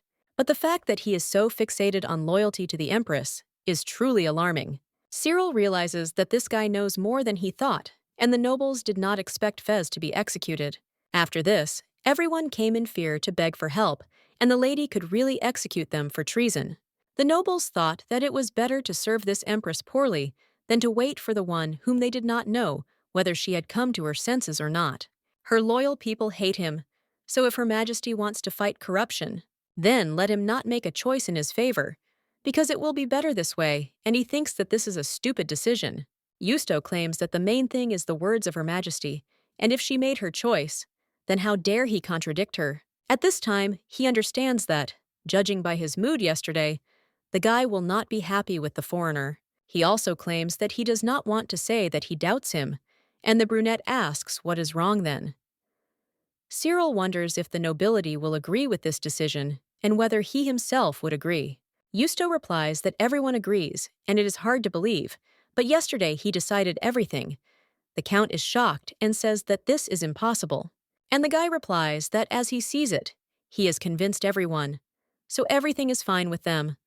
A little while ago, he said that they need to convince Count Benus to accept the offer, so they will have to swallow their pride. Someone else said that the only thing that irritates him is that he says everything so directly, and now the brunette claims that everyone supported him. Therefore, he asks Count Benus for permission to ask whether he is refusing because of people who find him unpleasant and cannot withstand their pressure. The man is silent for a while after this, and then claims that he refused because he is not ready, and the fact that he is a foreigner could bring with him a number of problems. Justo says that he is simply making excuses and suggests that the man admit that he is a weak person who is afraid of work more important than shuffling papers. The Count claims that this is a lie because he would not have stayed in this country if this were the reason, and he is far from weak. Then the Duke offers him to prove it, and the guy understands that he only needs to look at it because the Duke is trying to drive him into a corner, and this is a provocation, after which he says it's good. If you think about it, it's not as bad as it seems, and the Count says that since that is the case, he will tell Her Majesty that he has accepted her proposal. The man realizes that he felt relieved after the conversation, even though it brought out his feelings of envy, insecurity, and long-standing doubts. But now he claims that he will show them what he is worth. When night falls, the main character is still training with a dummy. The lady also recalls how she asked whether the Count really wanted to say that he agreed to take this position, to which he replied that he did, and he will accept her offer with honor. Julia understood that it was very good, and she did not understand why he changed his mind so quickly. Of course, there are plenty of other candidates for the Chancellor's position, but she needs someone with a sharp mind. She needs such people on her side, and besides, Cyril always says everything straight, so the main character said that she could rely on him. Yes, at that time, someone approaches the lady and states that it seems to be already deep night, and also asks if she is not tired yet. Julia answers that no, and asks what about him, and if everything is okay with him.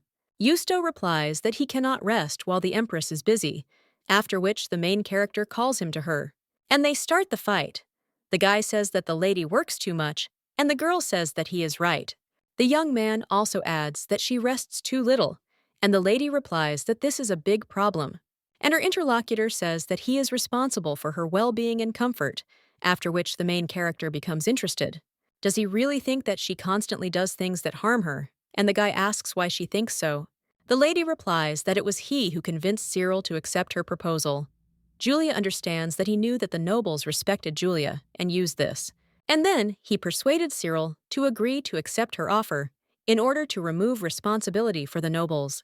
He was not afraid to lose his dignity, and she noticed this trait of his when she read the novel. So the girl thinks that he is a really good person. A little while later, they finish the duel, and the main character thanks the guy for fighting her today. The young man replies that there is no reason, after which the lady claims that there is a lot of work tomorrow and they will start early in the morning. The brunette says that it's okay, and he will do everything, to which the main character thanks him.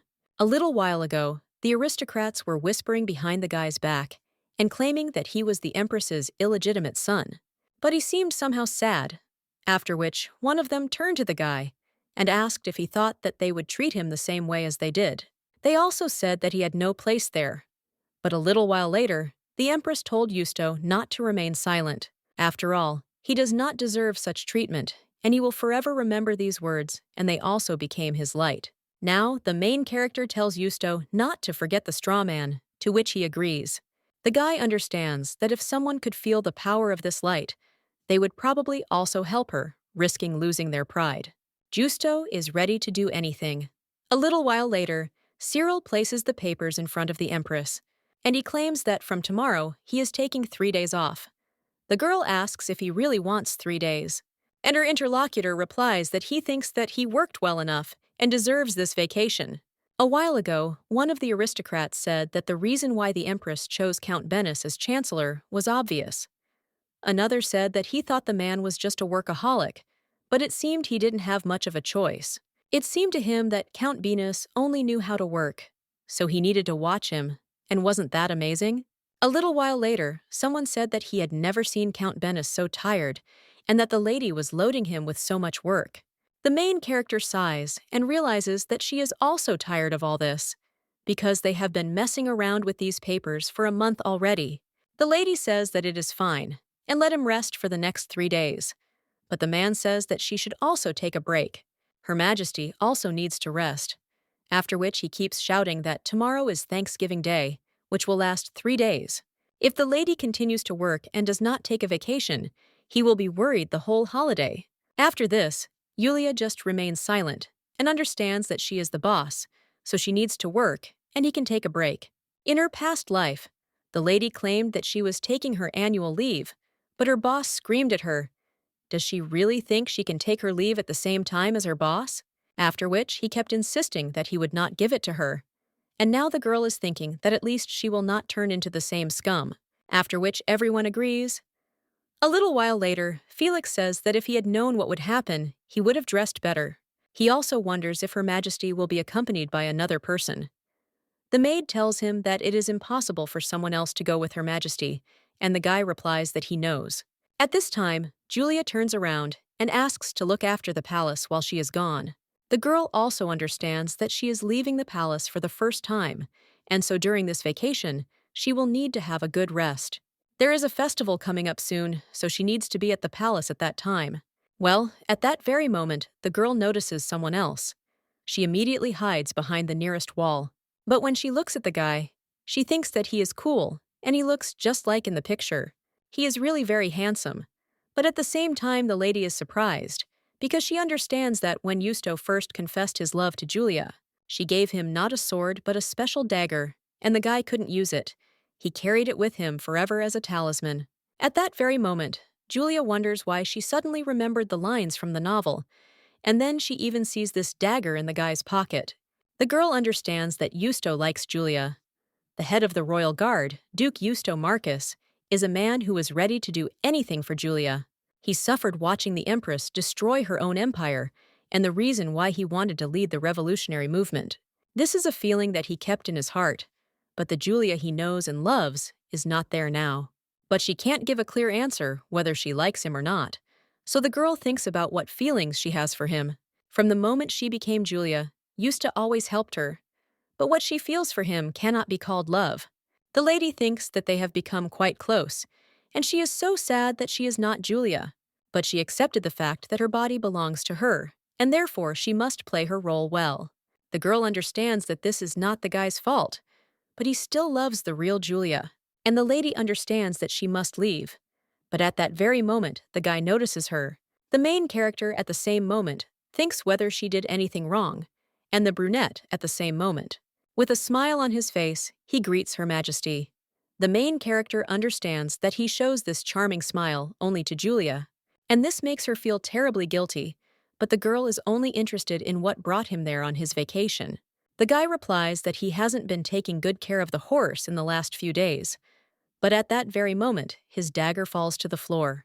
The guy notices this with surprise, after which the main character realizes that, of course, he carries it with him. Julia wants to break the silence and claims that servants should do this, and the guy says that he enjoys courting her, and the lady says that it's good. At this time, the brunette says that the lady also used to love to take care of horses, and the main character understands that, of course, Julia loved it. Yusto says that he is interested because the lady most likely came there for a reason. The girl replies that she has not had a rest for a long time, so she decided to leave the castle and take a walk, and the guy asks if she wants to visit the Thanksgiving festival. The main character says that this is the first holiday after the war, so she wanted to see it with her own eyes. The brunette says that then he will look after her from afar, and the main character says that he will get tired of following her, to which the guy replies that it doesn't matter and asks to let him follow her. The girl replies that it's not worth it, because she doesn't want to be the one who takes away her subordinates' time of their rightful rest, and no one will harm her anyway. At this time, the brunette approaches the lady and says that he knows that she is very worried about her, but he still worries about her. Therefore, he asks that only you go out accompanied, and it does not necessarily have to be him. Julia is a little surprised by such a reaction, and says that it was 2 years ago, if he had followed her or asked someone. The main character at this time thinks about what happened 2 years ago. This makes Yusto regret it, And if you think about it, the guy was so persistent in asking her to rest. Felix asked to tell him if something happens 5, the girl thinks what this means. The lady also wonders if something really happened 2 years ago. In her past life, she carefully read this story 3 times. On those days that she spent alone, and not to mention that she reread passages from the middle of the novel separately. But now nothing comes into her head no matter how you look at it, and it's quite strange. But at the same moment, someone tells the lady to go to sleep, and gave her memories. The girl at that moment feels bad and then falls down. Yusto at that moment grabs the lady and turns to her, and the girl replies that it's nothing to worry about. The guy says that this is not true, and Her Majesty should not experience such pain. Well, the lady says again that everything is fine with her, because she went outside once and doesn't want to return to the castle. She also says that maybe the best guy will go for a walk with her, because she doesn't want to show up at the festival alone. After which, the Empress goes further, and the guy follows her. A little while later, they are already in the city. When the lady watches Yusta walk silently, she only sighs and thinks that if he really wanted to go somewhere alone, Tom could pretend not to notice her, and this guy is very strange. A little while ago, the girl told him to take off his hood, because there is no need to arouse suspicion. The guy agreed in response to this, but told Her Majesty that there would be a lot of people in the village. The girl replied that of course it was a festival, and what else did he expect?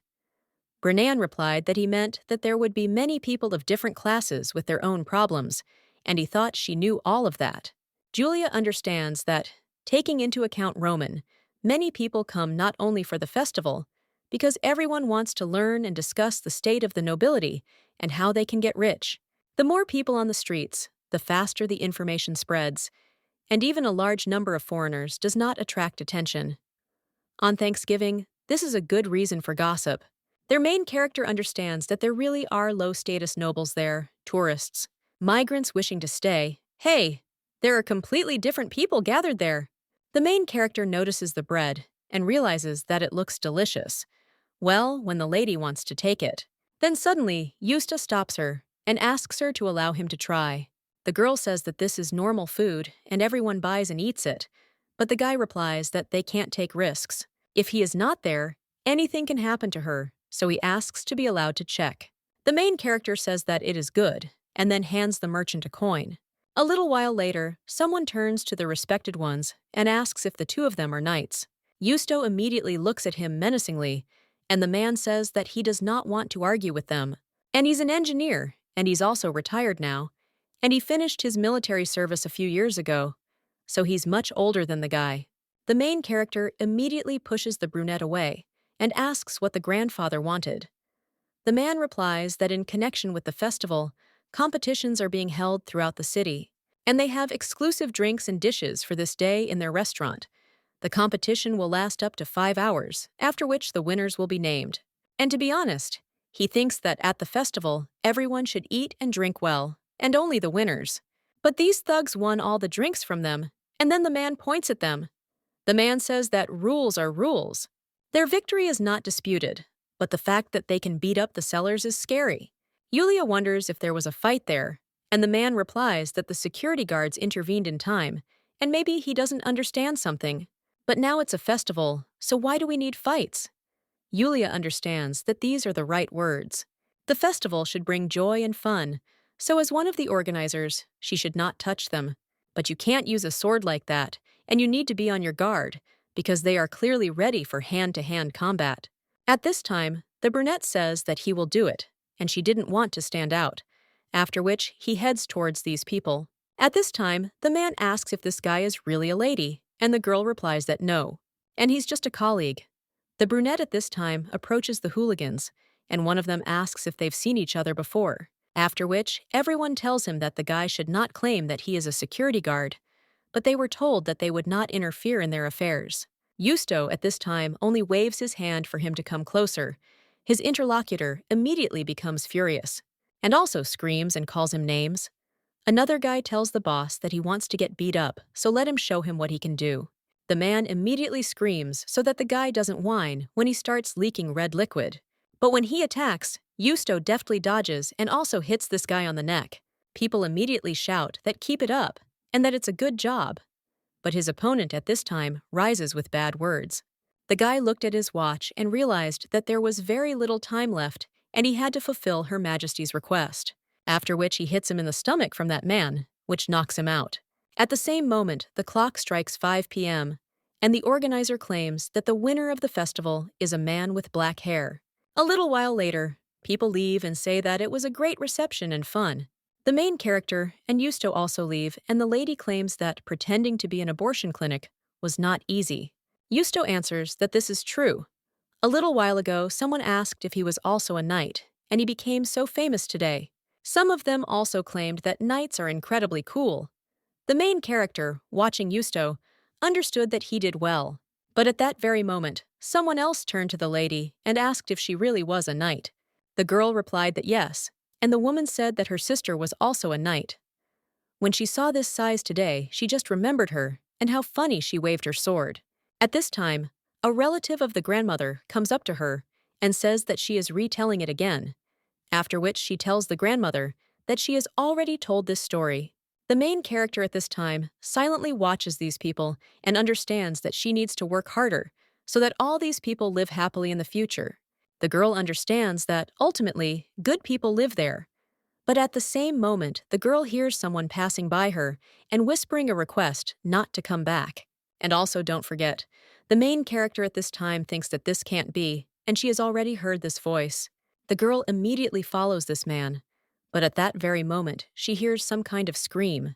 The main character understands that the scream is heard in the opposite direction from where the mysterious woman ran away, and if she catches up with her, he might understand how he ended up in this world. But at the same moment, another cry is uttered, asking for help. The main character also heads in that direction and understands that now it is more important to help the person. When they run up there, they see several men beating a woman, and she asks them to stop. The man screams, "Is she really telling him to stop?" And she dared to laugh at them. The girl immediately replies that she wouldn't dare, and the main character looks menacingly at these people and understands that these are the very same idiots that Yusto defeated. At this time, the man cries out that the girl is nice to both knights and guards, but dares to laugh at them. The lady screams, asking them not to do this, but the man only grabs her by the head. Julia, looking at this, becomes furious, but suddenly someone stops her. It turns out to be Yusto. The guy claims that he will deal with them and asks Her Majesty to calm the girl down. Julia replies that, okay, and let it be so. One of the men at this time screams why the girl did this, and she also swings at her, and suddenly someone hits him right in the face. Why does he even fly away? His friend at this time turns to Yusto, calling him names, and also wonders if he really thinks that if he won one fight, he became the coolest one there, after which he even lifts the girl by her hair. Well, at that very moment, the main character jumps up and hits him on the hand, after which he lets go of the girl. Another man looks at her angrily and says what a slut she is. He is going to attack the lady, but at that very moment, Yusto stands in front of her and claims that he is his rival. People passing by understand that they shouldn't interfere because it looks dangerous. And a little while later, all of Yusto's opponents are lying on the ground. The guy at this time turns to the lady and asks if she is okay. The girl with green hair answers yes and thanks them, and the main character asks what happened. Her interlocutor replies that this man used to be a real knight, but when the war ended, he began to come there more and more often and drink. And when he got drunk, he became very cruel, and even if they reported him, there would be no investigation. After being plunged into the eternal sleep of the Duke of Fez, they calmed down a little, but today they suddenly went crazy. After this, the main character tells the girl not to worry, that everything will be fine with her now, and that they will never go there again. The lady with green hair asks if this is true, after which she cries out with gratitude and says that the knights are their salvation in difficult times. A little while later, the main character turns to Yusto and says that as soon as Thanksgiving is over, they must establish a guard responsible for the safety of the capital. The guy claims that he will prepare everything. The main character at this time remembers the words of the lady with green hair, that they behaved quietly for some time. The girl understands that initially they were knights of the Duke of Fez, and maybe this strange woman has something to do with it. A little while later, someone erases the girl's face. This man says that the Duke of Fez fell into eternal sleep because of Guyana, and she again dared not to follow her father's order. After which the man throws her a robe and something else. And he also tells her to go and check the situation, because it can't be that she would return. The woman agrees in response to this, and then moves on with her father. Grosno says menacingly that she should not repeat her mistake, to which the lady agrees. The girl understands that she will not make the same mistake twice, and this time she will follow her father's order, and also hopes that she can change everything, and will make this man regret that he turned back time.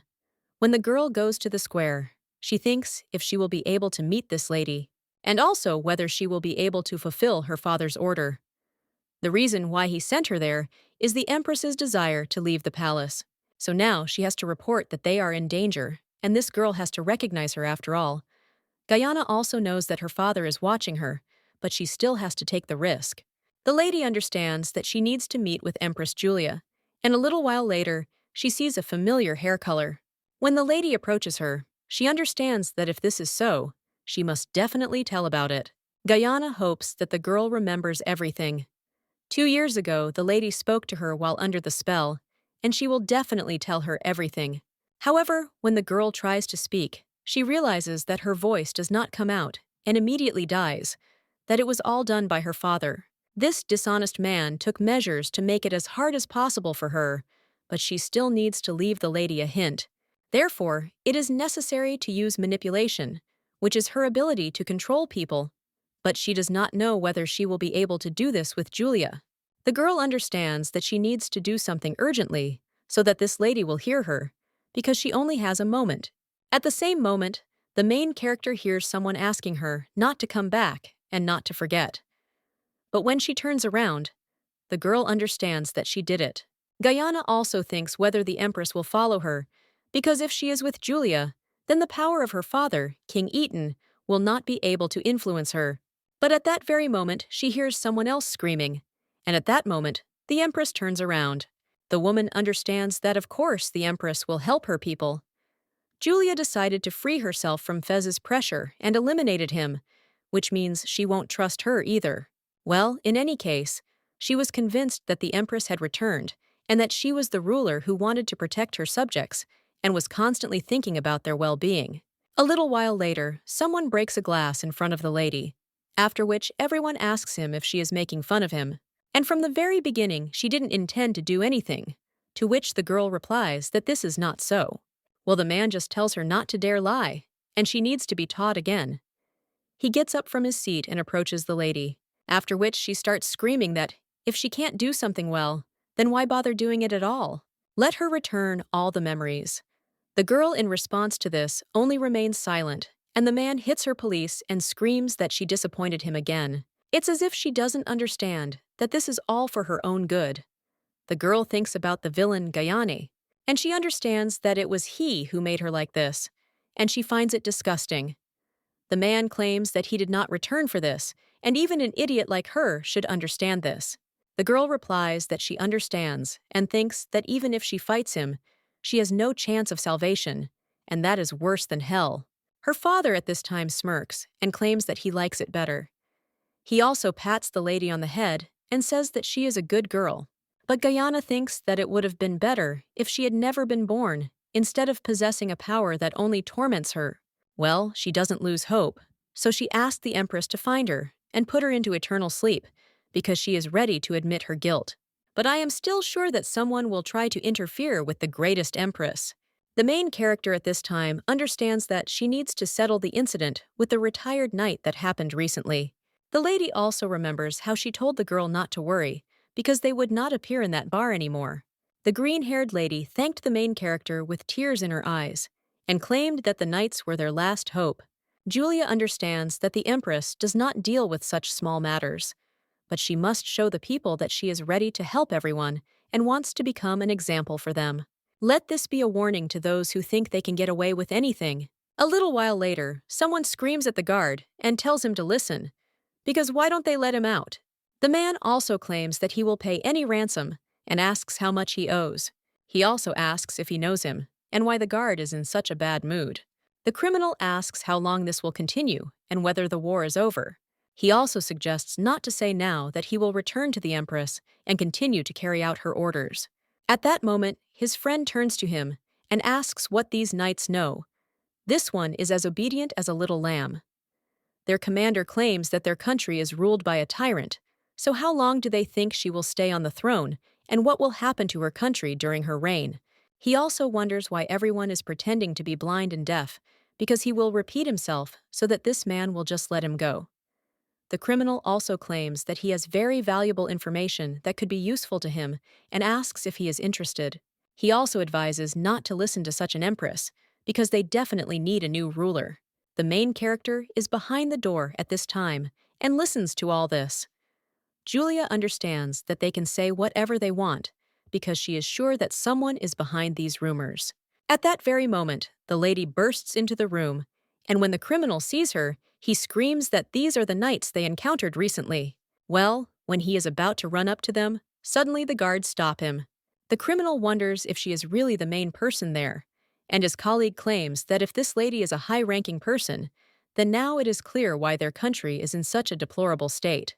The criminal also asks if the girl knows who is behind them, and doesn't she understand that he is still treating her politely, and doesn't she want to respond in kind?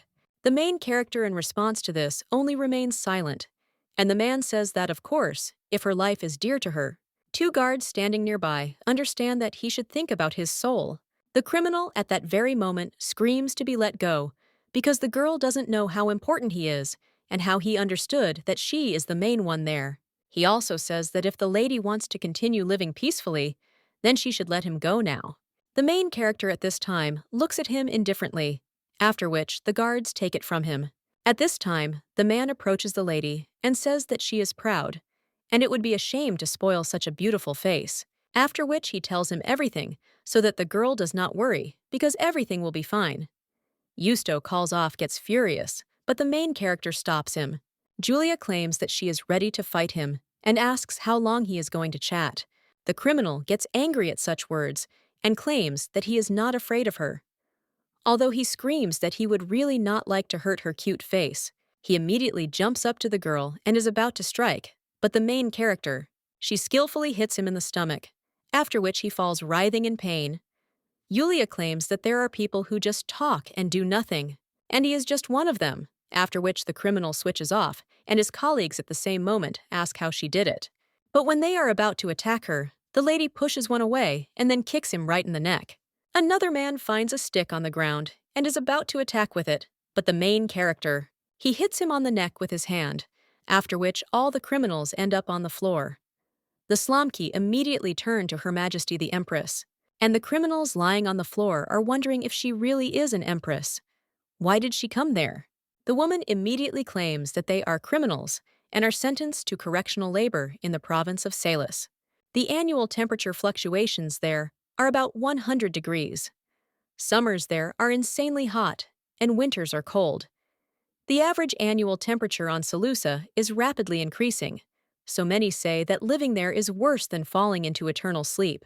One of the men immediately claims that he has never heard of this, while the other claims that the man said he would pay them, after which one of them screams that it's not fair because they are not criminals. But this guy is a criminal. The main character wonders what kind of guy this is, and their leader gets up and screams that it's true because he paid them. Julia asks what else he can tell about him, but the criminal screams that he knows nothing. After all, he was wearing a cloak, and that's what he can say for sure, and he's also sure that he was young. The main character realizes that she hasn't heard about this before, but then she waves her hand, ordering the guards to take these criminals away. One of them screams that he was just doing what he was told, and he doesn't want to go to that hole.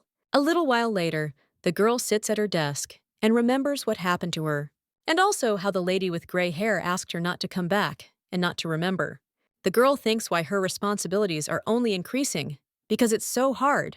Even after the Duke of Fez was put into eternal sleep, it seemed that the level of corruption had not decreased much.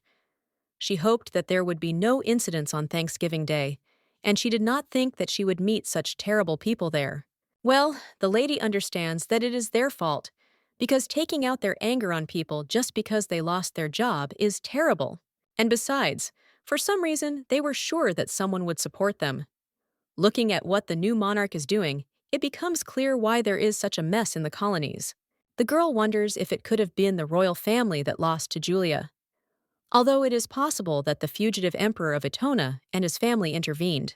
Despite the requests of her subjects, Julia did not execute him. Someone told Her Majesty that there had never been a time in history when the royal family of a conquered colony remained alive. Well, the main character answered that she understood in advance that many would be against it, but she still wanted to save their lives. The girl also asked if she couldn't handle everything. Whoever it was, she would honor everyone who came to surrender on their own. Now the girl understands that this is of course good and even interesting in some ways. But with the pardon of this family, her concerns have become more complicated. The lady thinks what she should do now, because now she needs to direct her forces to various fugitives. She also understands that it will not be easy, because if she pursues them, it may not please the other royal families of the colonies. Of course, the conflict can be hushed up, but I wouldn't want to start it at all. If she decides all the issues only by force and persecution, then her country will collapse. She should not provoke anyone, and she must act with extreme caution. It also takes time to build relationships and let the colonies understand that they need to work together. That's exactly what Julia wanted. The main character understands that she is certainly not her, but would like to continue her work. This is the least she can do since she ended up in this body. The lady also understands that a difficult path awaits her, after which she looks at her desk and understands that it is time to get down to business. Otherwise, she will not have time to do anything. But a little while later, someone knocks on her office door. It turns out to be Cyril. The guy says that Her Majesty has been working since early morning. The girl replies that she has a lot of important things to do and wonders if he has forgotten how worried she is about the situation in the city. The guy puts down the papers and claims that he thinks everything will get better soon. The main character wonders if this is true, and her interlocutor replies that soon people like these former knights will no longer stick their heads out, knowing that the Empress personally controls this situation. The girl understands that this is so, but it will still be hard. The Count says that last time there were people who really didn't like the situation with Fesa. Many still consider this act wrong, after which he hands the lady a petition, and when the main character opens it, she wonders what is there now. When the girl opens the paper, she reads that people cannot return the money because the interest is too high, and they know that the Empress is a wonderful ruler and also a person, so they think that she will be able to help them. At least they hope so. Julia asks what kind of district Shet is, and the Count replies that it is now ruled by Baron Shet. Well, at that very moment, the guy sees the expression on the Empress's face and claims that Baron Shet is close to Count Endvid. Count Endvid was a nobleman in Nasran. In order to maintain his reputation, he began to cooperate with Fesa. The main character asks if his name was mentioned in court. Her interlocutor replies that this is true because Fesa was able to prove that they are not allies by saying that he is not from the Ransea Empire. Count Individual believes that one should act only in one's own interests and that he will do nothing else. The main character thinks about these words and understands that it is already clear what will happen next. When the nobles swore allegiance to the empire during the unification of the colonies, many thought that Julia would become their lord. The people did not want their land to be confiscated, and this is probably why the Count wanted to keep his title by becoming an ally of Fes. The girl claims that there are many people in this country who will do anything to keep their title from being taken away. The Count replies that Her Majesty is right, and the girl asks if this petition was sent because the harvest is currently underway, to which the man replies that it was. Then the lady says that she should be given attention and will have to go on her own. Cyril asks if Her Majesty is sure, and the girl replies that it was not for nothing that the letter went straight to her. The state united in order not to lose their status and rights. Nasran was one of them. Because the lords were very strong, the power of the kings began to fade into the background. Although the Nazis were formally ruled by one king, in reality, each country was under the rule of its own lord. Therefore, if a war began, each country would have its own separate army. Therefore, people leaned not towards the Empress, but towards the Duke of Fez, because, as they said, he had more power. This is not like their ancient kingdom, and is different from Ranchea, which has long been powerful and influential. The lady understands that the economy of this country is based on the exchange of goods, not on sales, And besides, they have good food reserves. But after the harvest, there are times when the amount of food is sharply reduced. People have to borrow from others, and at interest, and they have to pay for it when the harvest season comes again. The problem is not so much the fact of borrowing food or money for food, but the crux of the matter is the exorbitant interest rates. Julia claims that she considers it cruel to force people to pay interest that is much greater than the debt itself. Her interlocutor replies that the lady thinks correctly, and it is good that people signed this petition and she found out about it. The girl replies that this is true, but wonders what they would say if they decided to interrogate them. They will simply say that they knew perfectly well what they were getting into, and that no one asked them to take out a loan. The man replies that most likely it would be so. The cold heroine asks why they only think about themselves and how to fill their stomachs. Of course, they can't justify the people who borrowed money or gave it to them, but if they were on the verge of falling into eternal sleep due to hunger, did they have any other choice? It is obvious that they did this voluntarily, knowing what awaited them, and the girl claims that she thinks that there were no normal laws in Nasran from the beginning. The man replies that he agrees with her, but the girl says that this is not about them. The kingdom of Nasran had only recently joined them and was captured by chance and its close proximity to the Ranchian Empire. About 5 years have passed since their capture, and the names that the man answers that yes, and according to the Rancha law, the tax can be no more than 30%. The main character answers that this is true and understands that in such a situation, Julia can do little. It is worth arresting the extortionists, but for this, we need Cyril. Julia would most likely do just that. Let Cyril personally go after them, but the girl understands that he should not just punish them, because most likely this is happening due to the fault of corrupt officials. And even if they are guided by the current law, they will still think until the very end that they will get out of this mess unscathed. And maybe if the Empress declares it personally, many will come to their senses. The girl claims that she should look into this problem even better, and Cyril asks if she wants to do everything herself. The girl, in response to this, steps up to the stairs and asks if that's why he came to her. The man replies that the lady is indeed a very wise ruler, after which the main character asks why he is looking at her like that. Her interlocutor replies that the longer he talks to her, the more it seems that the lady is not herself. At this time, the main character thinks why he is so impudent, and says that of course, for him, she is a toy that can be given to people to play with. Although the lady also says that everything is not as bad as she thought, well then she turns to Cyril again, and she wonders if he is checking her out now, and maybe it's time to stop. The man asks if this upsets her, and the girl replies that it doesn't, and rather arouses curiosity. Especially since when she passes this test, she can show evidence at any time, but he still won't believe her.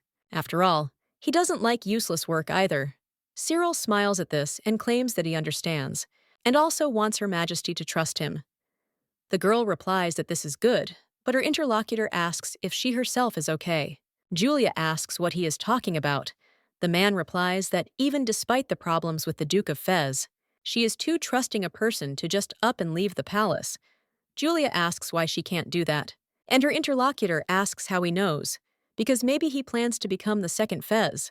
But from such words, the main character only begins to laugh and thinks, who is the person who would want to commit treason? I would start talking about something like that. Julia also claims that he will not be left there unattended, but the guy replies that she is wrong. The lady says that there are people in the palace that can be trusted, and she really wants to believe him. The guy asks if she ever thought that he could be a traitor. Julia says that if she didn't trust anyone, she wouldn't be sitting there now, after which Cyril believes that this is true. The girl says that she understands what he's getting at, after which she suggests that Cyril not be so strict with himself. After all, she trusts him, and if he were a traitor, he wouldn't be standing there. The guy is silent for a while after that, and then she tells Her Majesty that she knows what to expect from him. Julia replies that it is her job to see right through people. Her interlocutor claims that the lady is right.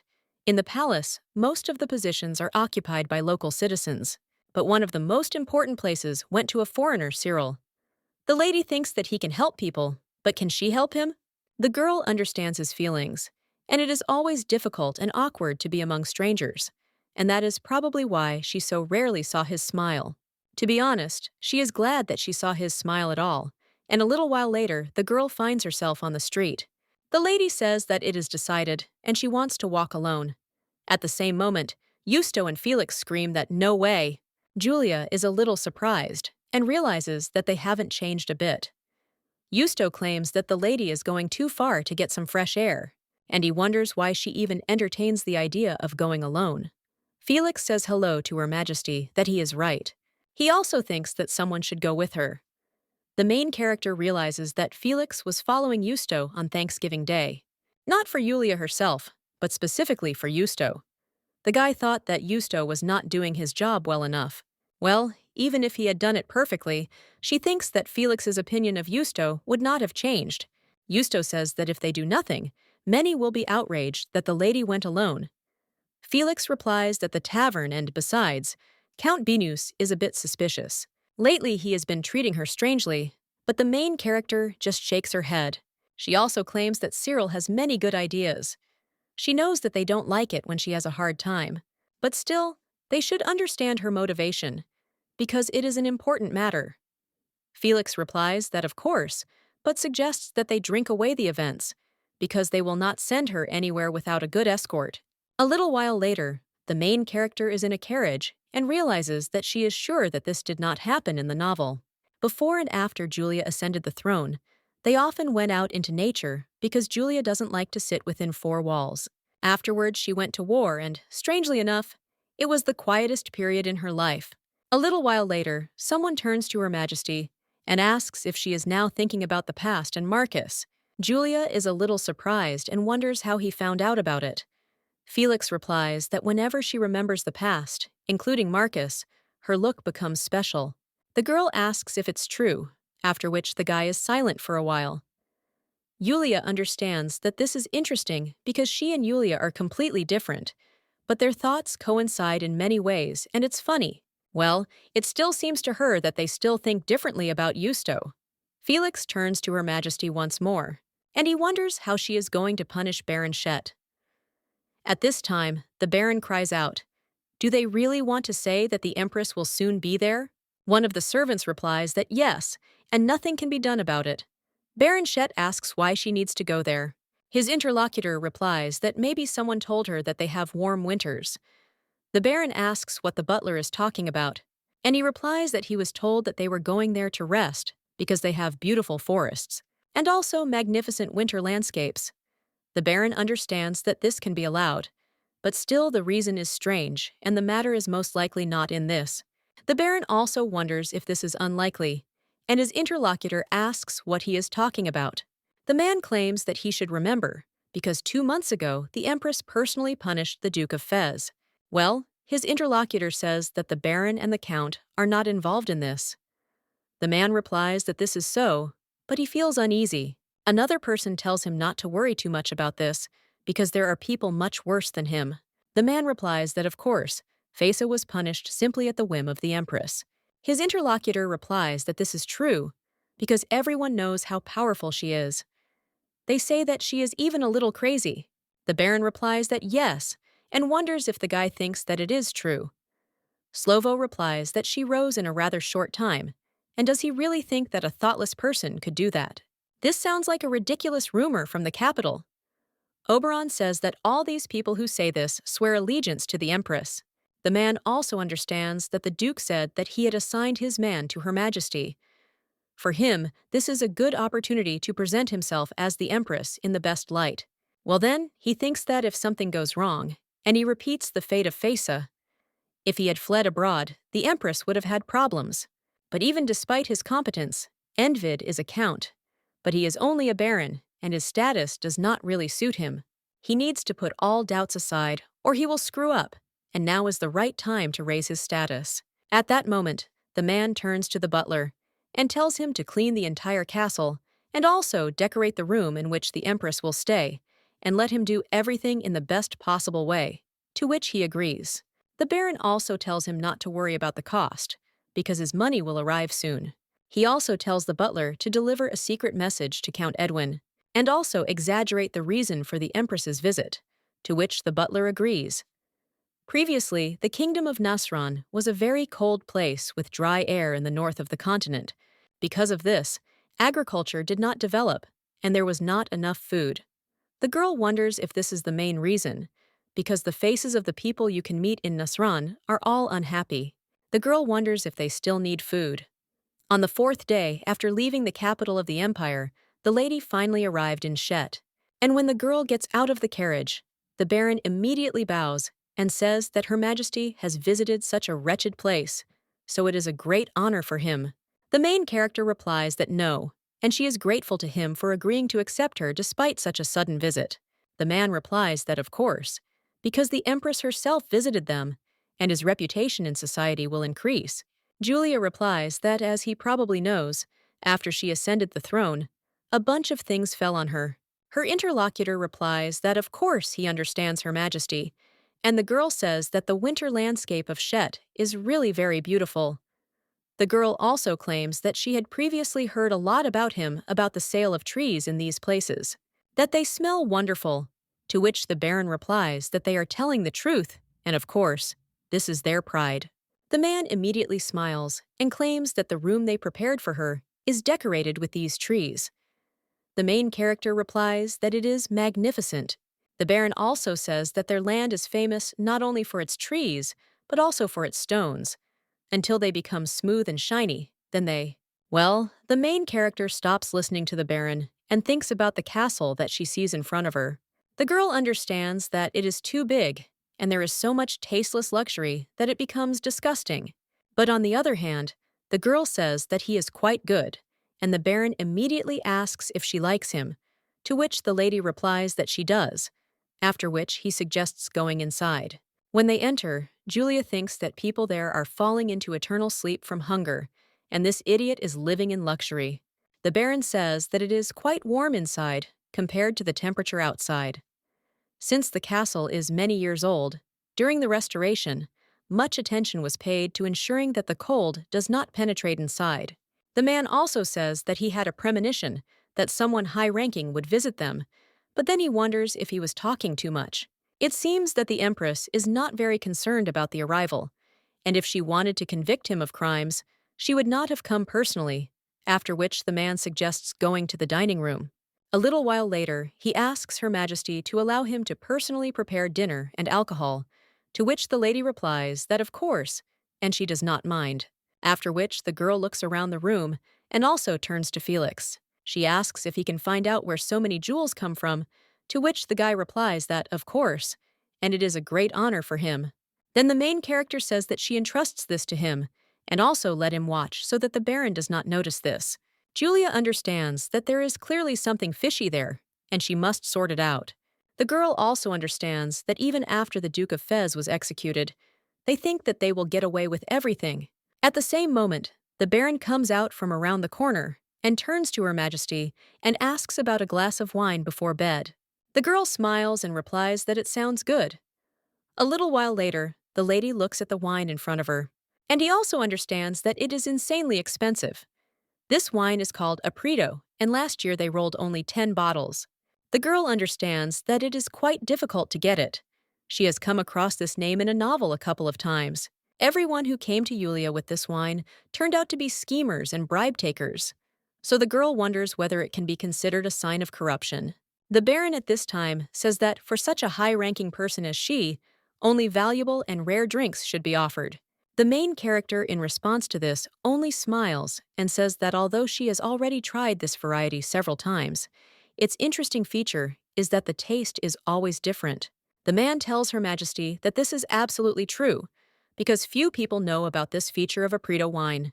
The main character understands that with these words, he on the one hand praises Julia's knowledge, and on the other hand tries to raise his price. This exclusive variety is now only available to him in August, and only the Empress is worthy of it. The girl wonders if he really wants to show off in front of her like that. She also thinks that the previous Julia would not have noticed the trick. She would have simply enjoyed it like dinner. 2 years ago, Julia simply adored those who favored and brazenly flattered her. But then, when the main character drinks wine, she is surprised by the taste and realizes that she was almost surprised out loud. Julia, looking at the wine, thinks why this aroma is so amazing, and if you think about it, it is not just a sign of corruption, but also a wonderful drink that fills her from the inside. The lady says that if compared to other wines, this variety has a special appeal, to which the Baron replies that this is absolutely true. The girl understands that she says this because something is clouding her mind. It is a little stressful, but quite pleasant.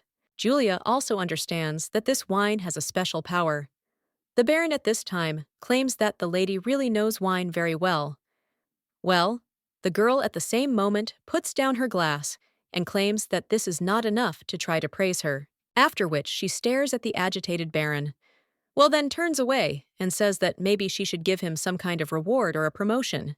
The man asks if she is joking, to which the lady notes that she is not at all.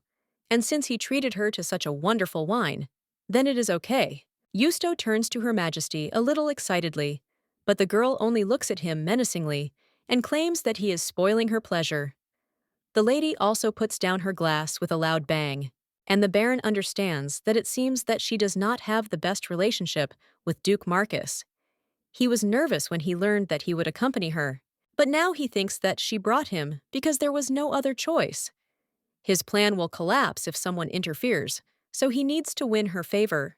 The man also turns to the maid and orders her to bring them food. A little while later, the servants lay out various dishes, and the defense turns to Her Majesty, and he says that she came there to relax, after which he asks if she will really allow her mood to be spoiled. The girl replies that she can't believe that she took such a cruel man with her. He doesn't understand that she is so tired from state affairs, and the girl asks why he doesn't let her rest. The Baron says that the lady is right as always, and she is even wiser than he thought. The girl with a smile on her face asks if this is really so, to which he replies that yes, she is a wonderful person and ruler. Even if someone treats her inappropriately, doesn't she forgive them with just a warning? Yulia replies that this is true, because in the capital, many people are spreading rumors about her, but she doesn't even have time to breathe, because she's all busy. The man says that they only lived through the time of her reign and don't even know how cruel other rulers were who secretly supported corruption. The girl claims that he is telling the truth, after which she turns to Baron Shet and claims that she thinks it would be a terrible omission not to have a man like him with her. The lady also asks if he thinks so. The man at this time thinks if the Empress has really recognized him, or if this is a trick. He understands that he can't agree so quickly, because she's not there for long, and today is only the first day of her arrival. If he immediately agrees with her now, the lady will think that this is all he was waiting for, and it will be humiliating, after which the man says that their area is also under her control, just like he is. He also thinks that managing this territory is very important, so he takes care of it with all his heart. The Baron also wonders if he is a good liar. And the main character, with a smile on her face, says that the Baron is so modest and also understands that it seems like everything is going according to plan. The man at this time says that Her Majesty is flattering him, and this is not so. Thanks to her presence, this food seems even more delicious. The main character then says that even though these guys follow her all the time, they don't understand what she feels. The man at this time says that he is sure that Duke Marcus is simply concerned about her safety. The Baron also thinks that it seems that this guy is loyal to the Empress. He also thinks that he will not be able to tell something about her, after which the man thinks whether he will be able to use this to his advantage. The main character at this time claims that she liked this knight, and her interlocutor claims that it is a great honor for him.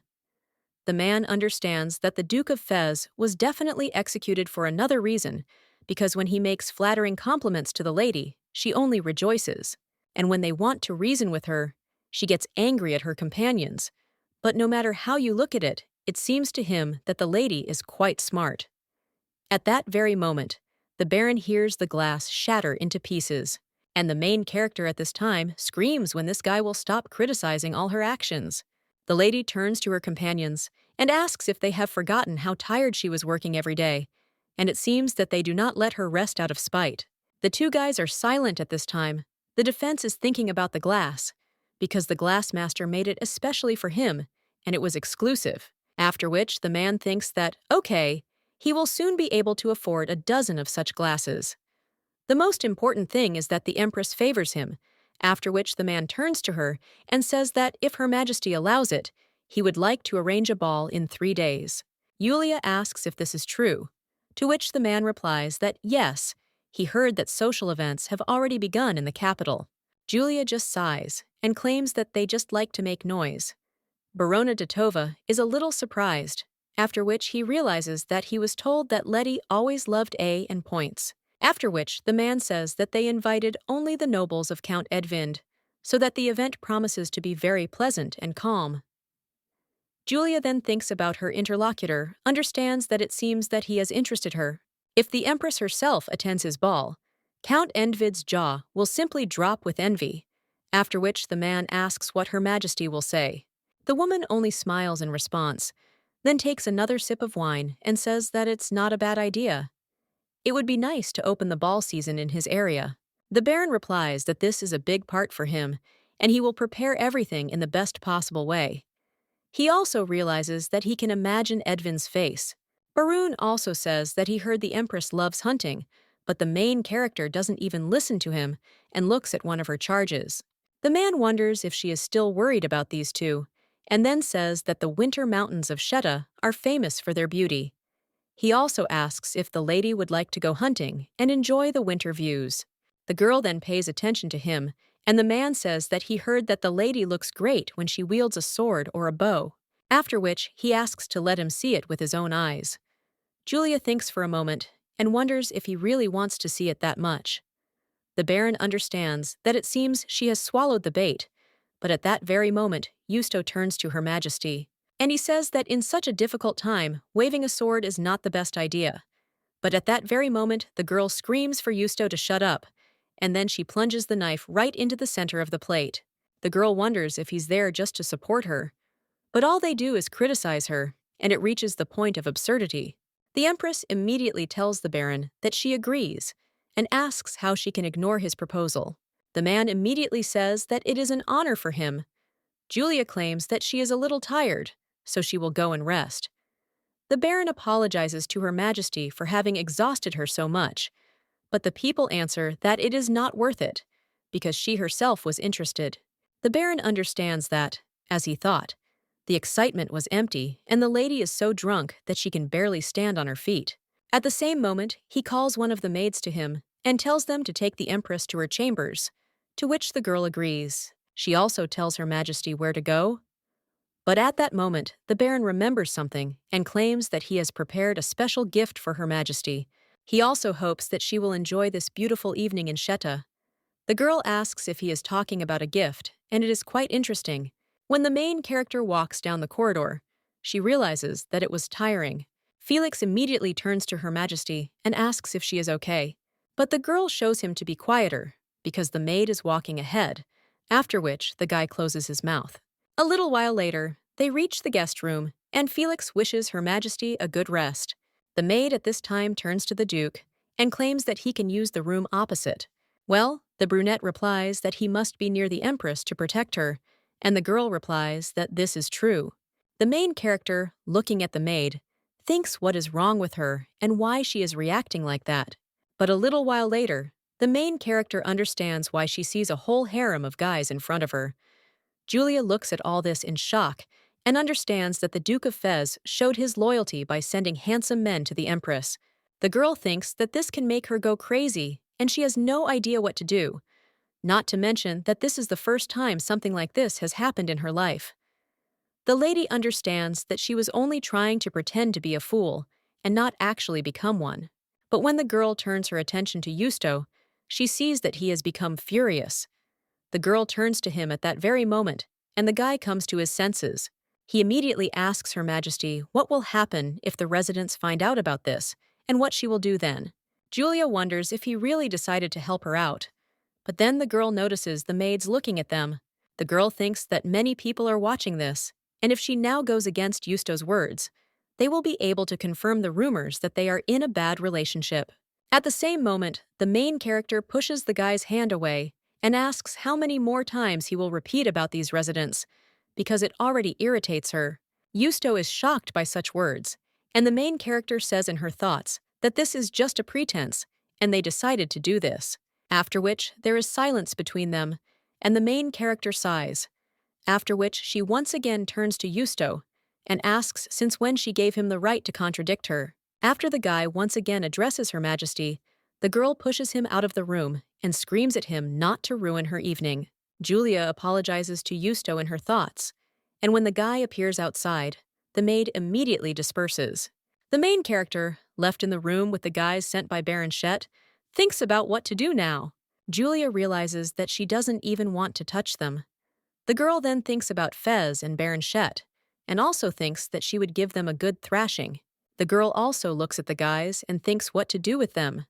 After which the lady turns around and realizes that she hoped that she would have a quiet evening. On one of the shelves, the lady sees whiskey and understands that since she became Julia, Thor decided that she would not drink a drop of whiskey.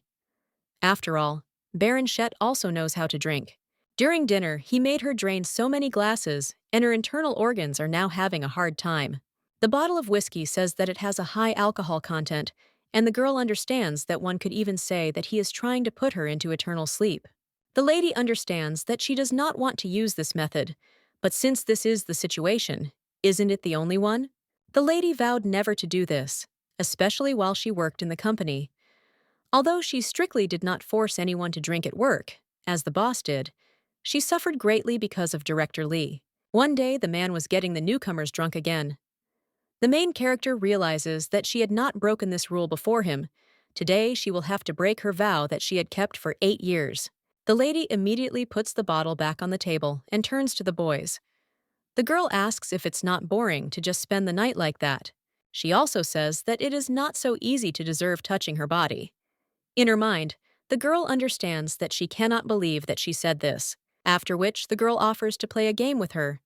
The guy asks what kind already, and the main character answers that she will not force them to do something difficult. It's just a game to see who can drink best. One of them asks what they should do, and the other one says they shouldn't drink.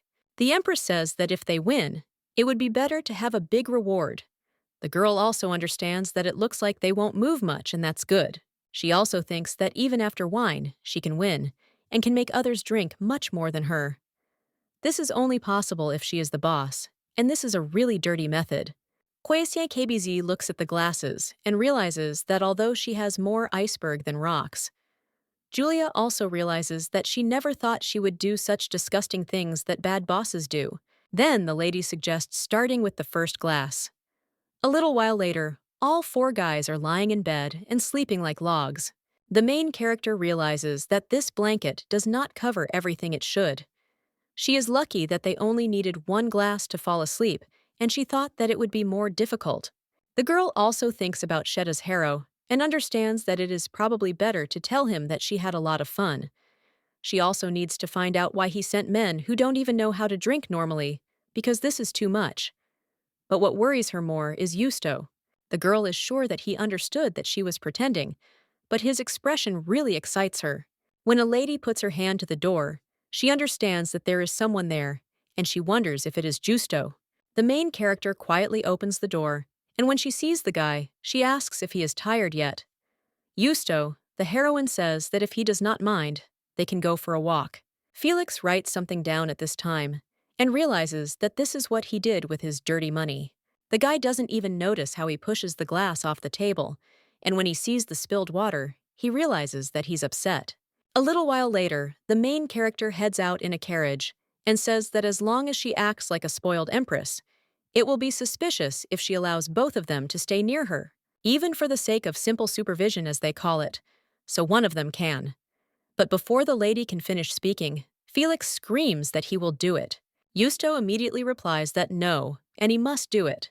The main character then only sighs and suggests that they play rock, paper, scissors. Felix immediately replies that they can't solve it like that, and the main character asks why not mark it as a simple and working method. The girl also says that they should do it faster because they will arrive soon.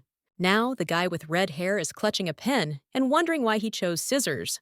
How can you not watch Duke Marcus? He is the one who usually starts with a stone, and apparently he really doesn't like being predictable.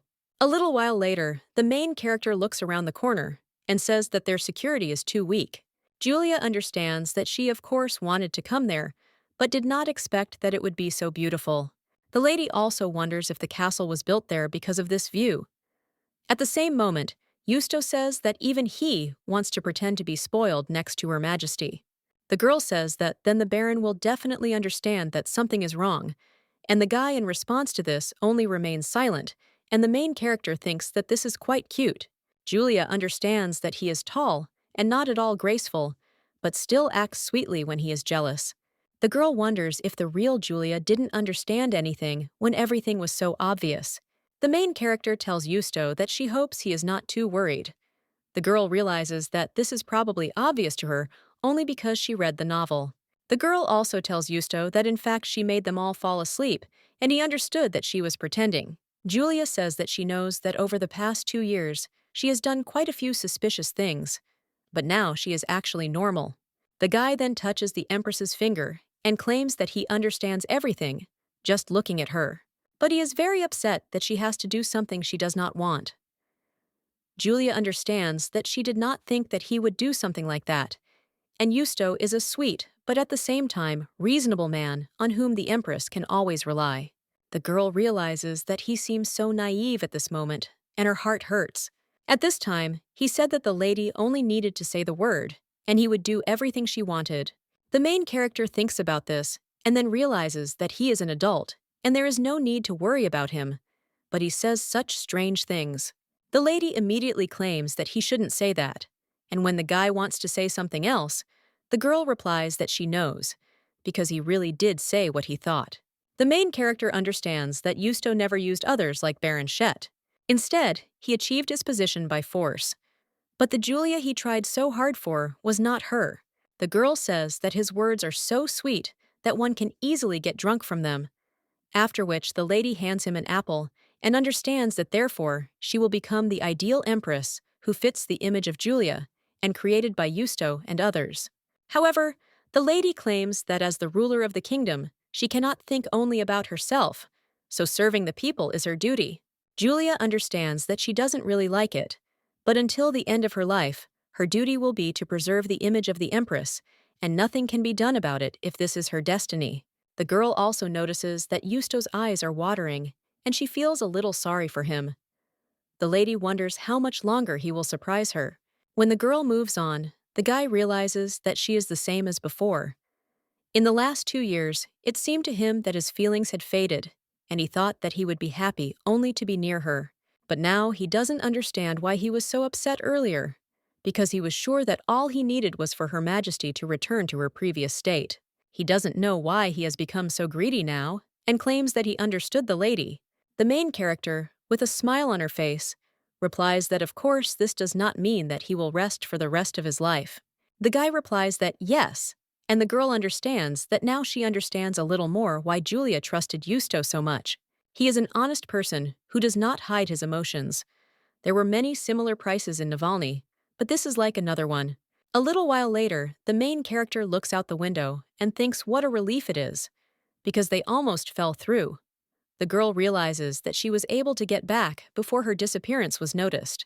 Well, as soon as the lady is about to climb into the window, she hears someone screaming at her. It turns out to be Felix, and when the main character sees him, she realizes that her heart skips a beat. The girl asks what he is doing there at such a time, because it is still too early and the sun has not even risen.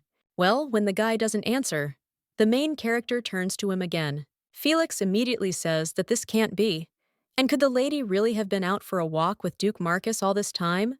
The sad guy turns to Her Majesty, and the main character, for some reason, feels guilty, and says that she just drank too much that evening. Felix asks if that's true, but she didn't drink that much during dinner. Julia wants to tell what happened after that in the room, but she understands that if Felix knows what happened yesterday, everything will get out of control. After the last couple of months, she clearly understood why Felix was so fanatical towards Julia. When the girl read the novel, she thought how he could be called a fanatic when he was just in love, and it was so cute. Well, now the girl thinks how she wants to yell at her previous self. After all, she was incredibly wrong. He had his eyes set on only Julia, and that's why the others didn't matter to him. The lady understands that she should have realized this earlier, and now she's even blurted out too much. The guy at this time says that, of course, he hopes that the lady did not drink with Duke Marcus last night. The main character replies that of course not, and understands that she herself feels that she speaks less and less convincingly. At this time, the guy tells Her Majesty that he knows that she has been trying to limit her alcohol intake lately, which means there is a reason why she is not telling the truth. The guy also asks if there is something that Duke Marcus is allowed to know, but not him. Julia understands that it is really hard to resist this look, but in truth, nothing happened. And besides, she is sleepy. The girl says that this Baronchet has prepared a very useless gift for her, and the guy asks what it is about. She, the main character, understands that the atmosphere has changed, and she cannot even imagine what he was thinking about. Felix at this time asks if she is really saying that Duke Marcus was next to her, but did nothing and allowed this to happen. Justo, in response to this, only remains silent. Felix claims that he cannot believe it, and that is why he should have guarded Her Majesty and not Justo. The main character puts her hand on Felix's shoulder and realizes that she can't just take Justo's side. The girl turns to the guy and understands that, thank God, she has already spent enough time there and knows how to calm him down. When Felix is angry, there is a certain chill around him, even in summer. Julia said that she had a request, and the guy at that very moment, with a smile on his face, answered that he was listening attentively.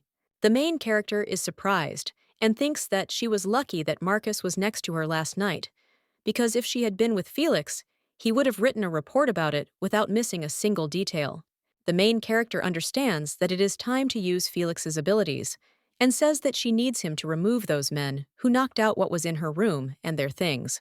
The guy at that moment looks at her in bewilderment and asks what Her Majesty said. The girl replies that when she arrived, they were already in her room.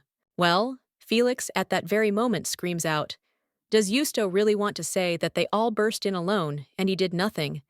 The guy understands that he left Her Majesty alone in such a situation, and the main character understands that he is probably now thinking how Justo could allow this to happen.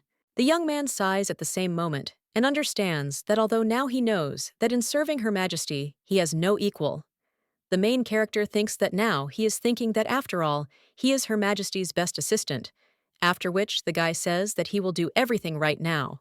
A little while later, he already screams how dare they dishonor Her Majesty's gaze with their indecent appearance. Justo silently watches all this, after which the main character turns to him and says that Felix accused him, although he had nothing to do with it. The girl understands that when she worked in the company, such accusations were the worst, and she is truly sorry. The brunette replies that everything is fine, and it doesn't matter what Felix says, because the words of a reckless fanatic cannot influence him. The main character looks at his trembling hand and understands that he never ignored an insult directed at him. Justo kept silent only because she was there, and like Felix, he doesn't show his tender side to anyone except Julia and Felix at this time says that Her Majesty was too kind, and these disgusting people should be thrown from the nearest tree. Well, the main character replies that it is impossible, and yet they are people of her empire. Phoenix, looking at the lady, only becomes embarrassed and cries out that now this place looks neat and tidy. His work is finished. The young man asks if he doesn't help Her Highness more than anyone else. A little while later, someone screams to Her Majesty and the ruler of the empire, and the main character thinks, what the hell is this? A few hours before dawn, these men gathered there thanks to the Baron as soon as she fell asleep, after which, as she thought, she could spend some time with Felix and relax. At the same moment, someone asks Her Majesty if she wants to go to the hunting grounds, and the main character thinks, does he really not understand that he came at the wrong time?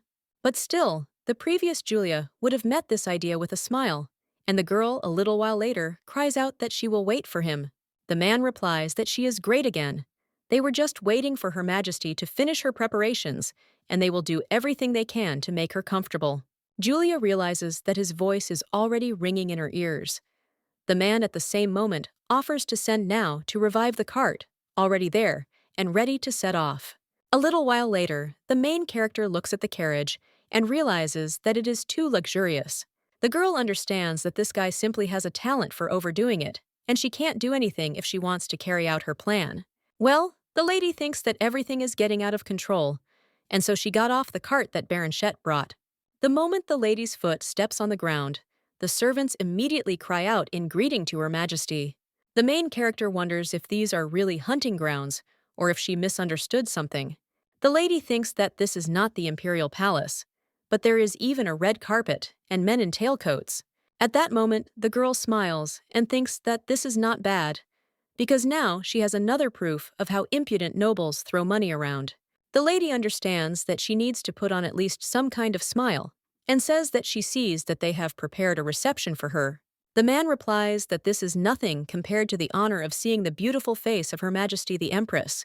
Well, when the main character doesn't answer, the man doesn't notice and thinks that she was probably so surprised that she lost her gift of speech. The higher the position, the more they are surprised by such things. At this time, Julia asks them to raise their heads because she wants to see their faces. At that very moment, they do just that, and the main character realizes that they are doing all this to get her approval. The man at the same time says that they were all glad when they had the chance to accompany Her Majesty. The main character asks if this is true, because she couldn't even think about it. The girl also says that if there are those in Edvin's alliance who want to be her ally, she would have found out about it earlier. The main character thinks that she learned this from Cyril. The guy told Her Majesty that for her acquaintance, the nobles led by Baron Shet, they don't get along with Count Edwin. Now the man says that it's too late, and Her Majesty still has a lot of upcoming business. He also turns to the other nobles and says that it is their honor to meet her in Baron Shet's region. At the same moment, one of them tells Her Majesty that this is true, and his colleague claims that they are very pleased that they can be useful to her. Well then, one of them turns to Her Majesty and asks if she would like to take a look at what they have prepared, after which they show the best breeds of hounds for tomorrow's hunt, not to mention the talented shepherds. They also heard that Her Majesty favored the bow, so they brought a weapon made by a local craftsman. One of them claims that they hope the lady will also like this black sword that he has prepared. The main character understands that a circus of people speaking only for themselves has come there, and they have no unity at all. The lady also looks at the Baron and thinks what a magnificent expression he has on his face. Well, she's glad that these scammers gathered in one place, because now this whole idea doesn't seem so useless. One of the aristocrats says that these are hunting grounds. Well, then one of them says that he didn't even think about it at first, and the other one picks up his idea and also says that it must have been tiring to get so far. Julia realizes that the icon of the Empress is not so bad. At that moment, the Baron turns to the lady with a beaming smile and says that they should take a break. The girl immediately says that as expected, and it was he who noticed her worries. Julia understands that this so-called alliance is a complete disaster. A little while later, the girl is already sitting on the sofa and asks the Baron if there is anything else he should tell her.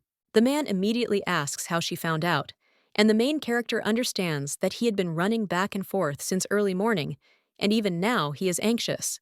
Although she certainly knows the reason, but the girl asks how she can't know about the problems. She has the body of a loyal subordinate whom she values. He shouldn't hold back in front of her, then let him speak. The man tells Her Majesty that, to tell the truth, he was a little worried. After all, it seems she didn't like the men he sent last night, and the main character wonders why he thought so. The Baron replies that he heard the lady had driven them away this morning, and when he found out, he thought he had prepared a low-grade gift for her. The main character only gets angry about this and thinks that she can't believe that he makes people into grades. The girl asks how he could think that, and then the man asks what he should do. The girl then turns to the Baron and claims that in fact many sneaky people have pestered her. After all this, she thought it would be great to play all night long. The Baron is immediately happy, and the main character asks where he found such sweet and naive boys. Julia says that she wants to give him a worthy reward, looking at how he tries to please her. As he knows, there are no useful people around her. The Baron understands that they irritate the Empress even more than he thought, and what's more, she tells him this personally. It seems that if he continues to grow in behavior, the Empress will take him under her wing. The main character understands that these are all petty tricks that everyone uses. She's been leading him by the nose for a long time, but the Baron still hasn't taken the bait, and it turns out that he's not such a simpleton, but you can't give him much time to think, after which the main character cries out that the Empress expressed her trust in him, And then she even asks if he really doesn't have the head to understand her. To which the man replies that this is not true at all, and that Her Majesty has so many worries that he didn't want to bother her once again. The girl then asks, didn't she say that she was interested in this?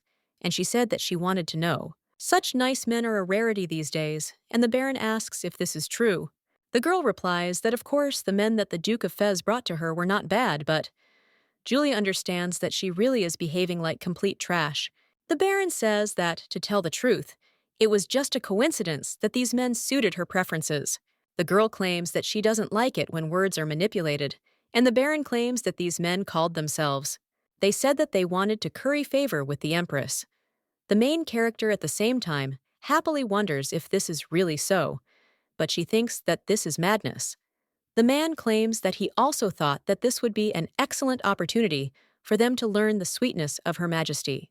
Well, the girl wonders if he's talking about cuteness, and also wonders what that means. The Baron replies that they owe her a huge debt. A little while ago, he told these guys that he called them today because they needed people willing to keep the Empress company in the evening, and everyone the Empress was interested in could start a new life. The man also says that since the Empress will give them all a new life, he will forget about the debts of everyone who agrees to this. Now the Baron claims that they happily accepted the offer, and the main character thinks that he is really a piece of trash. Not long after, the girl is sitting in her tent again. She looks at the mountain of animals and realizes that it looks like Yuli liked hunting, but she is not having fun at all. Instead of hunting, everyone was chasing her to get attention by throwing mud at others, and even children do it. But thanks to this, the hunt was not in vain. All they did was set others up. But thanks to their contribution, she will be able to deal with other corrupt aristocrats. At this time, Felix enters the tent and tells Her Majesty that he has returned from his investigation. The main character asks if he has already found out what she asked for, to which the guys answer that yes, and as Her Majesty expected. All of the Baron's current income is black money. Even when reconstructing the castle, he drove his workers into debt, and after all of this, he paid very small salaries. Julia understands that he has already done quite a lot of bad things, and Felix asks if this is true. After all, if that's the case, then she shouldn't have any more dealings with him and can simply get rid of the Baron. The main character thinks that, as Felix said, she can punish Boron with so much evidence, but if she does this, then other corrupt officials will have time to hide. After which, the main character asks him to wait a little, and also asks if he gave Cyril what she asked for. The guy says sure, and he told him to prepare a report by tomorrow evening. The girl says that's great, and then suggests setting up the next trap, to which the guy agrees. A little while later, the Baron asks if the lady is going out into town. The girl asks why he is so surprised, to which the man replies that no, it's just cold outside. The main character says that she has nothing to worry about because he has prepared an excellent carriage for her. But the man also says that now no holidays come to the city, after which the main games do not appeal to the Baron, and he wonders if the possibility of her walking around the city frightens him. The Baron immediately replies that nothing of the sort, but he understands that the situation is getting out of control, because why would she go there so suddenly? Yulia understands that there were several reasons why the Baron insisted on Yulia visiting her hunting grounds. The main reason was to gather the nobles, and so that they could show you off. But he also did this so that the Empress would not see the city, because these people are too rebellious, and many do not know their place. He told them that working for the Empress, they would receive half as much, but if they let her see the deplorable state of their city, everything would be taken away from them. And he even pretended to expose himself to attack, and acted as if he cared about them. Count Edvin sold one of the best inhabitants of Europe, and in comparison with him, he is much more caring. The man also thinks who else besides him can do the same. They knew exactly how much and when they needed to pay and would still borrow. He didn't even like it when they cried because of the huge taxes, so the Empress shouldn't be upset when she sees all this. Of course, he won't be punished for such a trifle, and especially not after such a luxurious trip to the hunting grounds. At this time, the main character is wondering how much longer he plans to make her wait. And the man replies that he is simply worried that the city is too unremarkable for any kind of excursion. Julia says that it is possible, but she wanted to look at him after he told her that story. The man asks which one, and the lady replies that it was his words that everyone there considers her a kind empress. The Baron at the same time is puzzled, thinking why the lady remembered this part.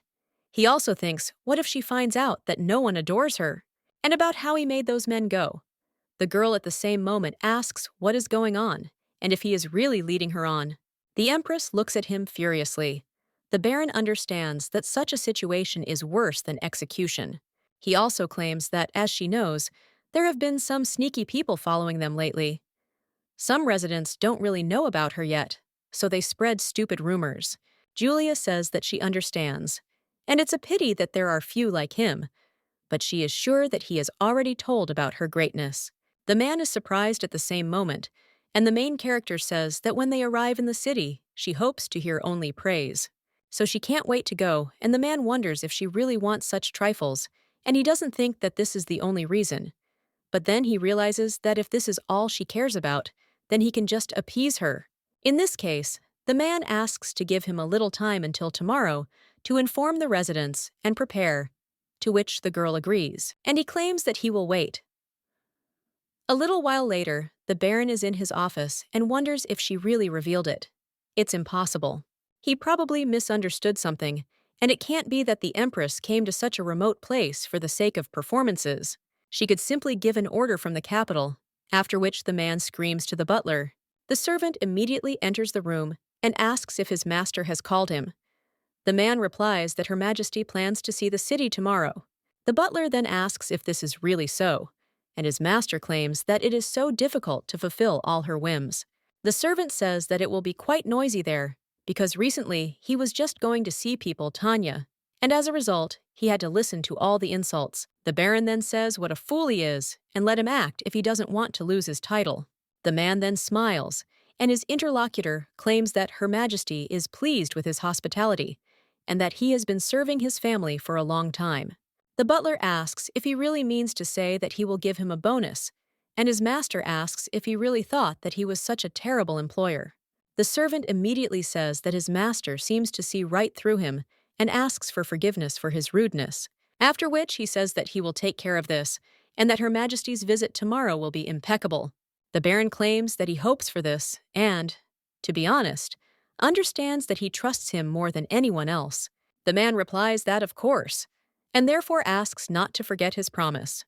The Baron says that there is nothing to say because its inhabitants do not constantly fall into eternal sleep or are in slavery. The butler replies that this is true because his lord is not at all like Count Envid. The man then looks at the letter and realizes that it's all nonsense. The next day, the main character is outside and says that the weather is just great. The Baron says that it seems that nature itself is happy with the appearance of Her Majesty on the main character. With a smile on her face, she says what pleasant words these are. The man thanks Her Majesty and claims that he simply said what he felt, and the girl says how sweet it is. But then he says okay, and they drove on. A little while later, the Baron asks if anyone is riding with a lady today. The girl gets into the carriage and says that her assistants will only get in the way, so it's better to go without them. Then the man says that he will help her with all his might, and the main character says that this is great, because they already ruin everything they touch. Julia understands that this is a little contrary to the image of the Empress, who does whatever she wants, and especially, there are things that she has ordered them to do. The lady also understands that their work will be easier while the barons are outside the castle. Well, what's more important is that the investigation is coming to an end, and the lady with a smile on her face understands that yesterday the Baron even mocked the residents, and this is even worse than expected. A little while ago, Felix was saying what an idiot this Baron is. The lady understands that she thought that he would at least stop mocking the residents, but judging by the words of Felix, who was watching the Baron, and his butler took the residents hostage and beat them brutally. Felix said that as soon as the lady gives the order, he will make this Baron pay for everything, and the main character understands that of course she immediately wanted to give the order, but instead she told him to punish the butler. When she saw the servant in the morning, she realized that he had hardly slept that night.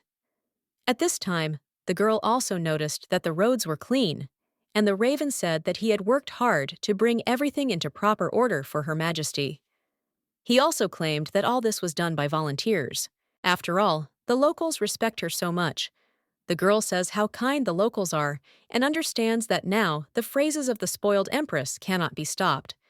Then they pass by people where they immediately scream, greeting Her Majesty.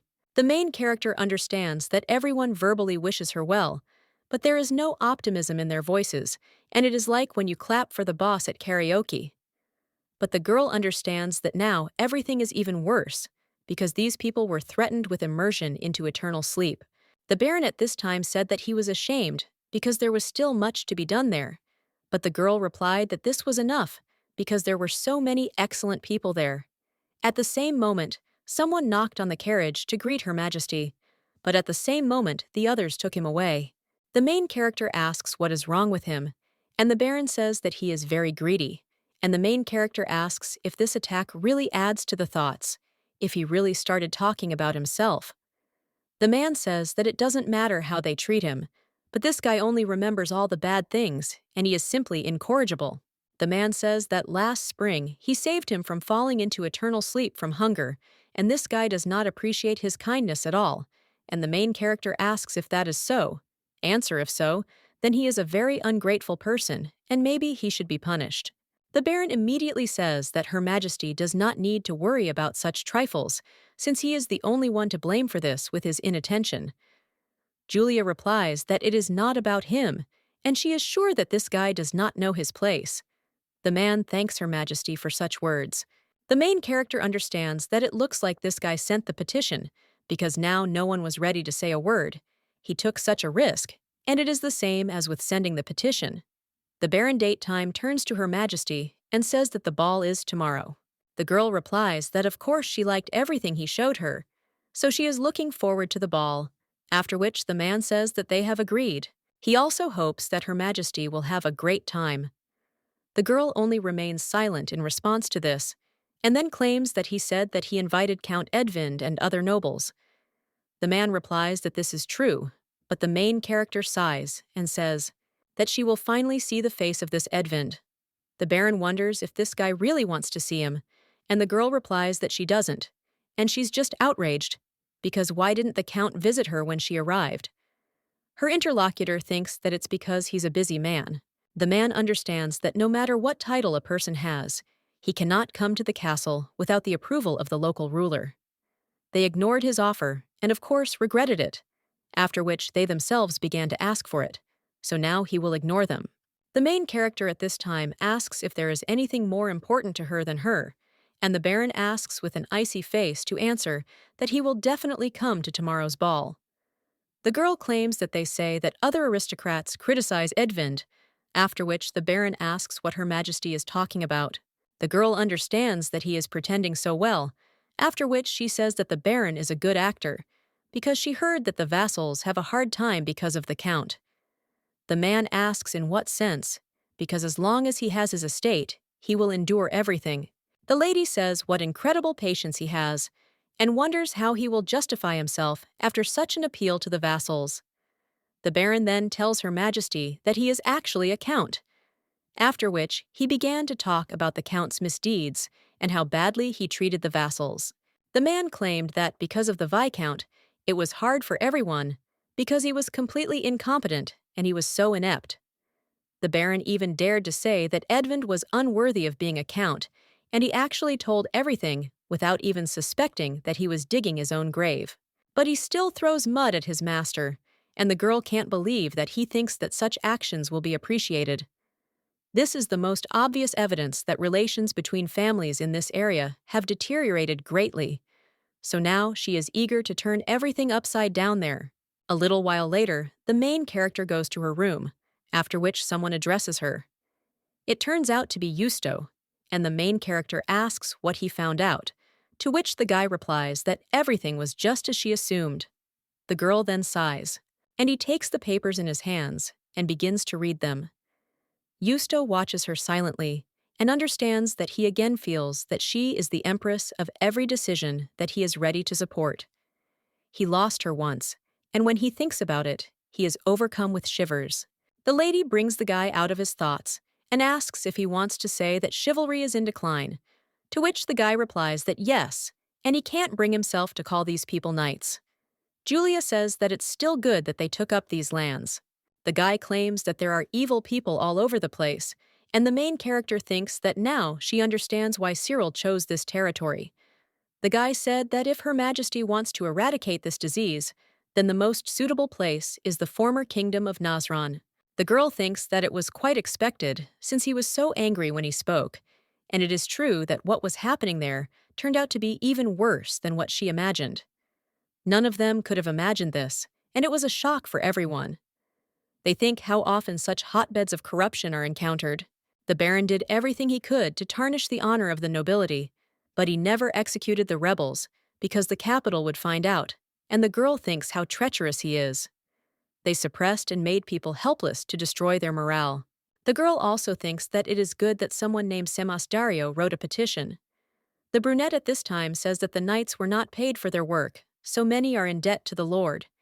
And the girl adds that, because of this, interest is charged on money that does not exist, and the guys answer that this is so. They say that when people try to rebel, the knights do not allow it. Their main character says that, for this, they reduce their debt a little, to which the guy replies that this is true, and the main character sighs and understands that it is not only about losses. The local nobles are very mean. The main character understands that money laundering, human trafficking, and forced labor, all this is what the nobles do. Even the data that Cyril sent her through Felix this evening shows that this land has become a plaything for rotten nobles and on tomorrow's floor. All the nobles of these lands will be in dispute, so now is the perfect time to see them. The lady also tells the brunette to find this Dario and tell him to come to the Baron's castle tomorrow when the ball is in full swing. Justo agrees to this. The main character realizes that she is now ready to finish this dirty business. A little while later, the preparations for the ball are in full swing, and the main character realizes that they have been running around like this for 10 minutes, although the ball has not yet begun. The girl understands that, of course, something is already happening there, but she does not want to participate in it. In the novel, Julia only prepared for the balls when she was young. Instead of having fun, she danced with the ball on the battlefield, so she didn't care about the preparation. The girl understands that it is better to rest, but at the same time, she turns to Her Majesty. The main character understands that of course she did not think that she would carefully prepare for this, after which she says that the ball is only in the evening, and maybe there is no need to rush. But Felix is upset and asks what Her Majesty is talking about, because they can't do that. He says that they are not there today for the ball. Hey! The guy says that he does not want to admit it, but Her Majesty has not appeared in public for a long time, and the fact that today is an important matter does not change anything. After which, the guy creates a whole wardrobe in the room with the help of magic. The guy also says that Flenna would have done it better, but as her assistant, he was taught and Adam. The main character asks Felix what he is doing, and the guy takes the comb in his hands and says that the lady should entrust it to him. When he combs the mistress's hair, he says that although the Empress is beautiful without it, he does not forget her elegance on the battlefield. She should use not only her appearance, but also her weapons in her image.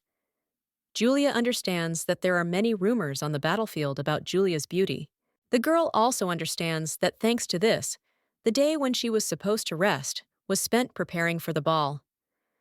Usually in the imperial palace, Flenna did this in the palace with other maids. To tell the truth, she could not imagine that Felix could do something like this, but still.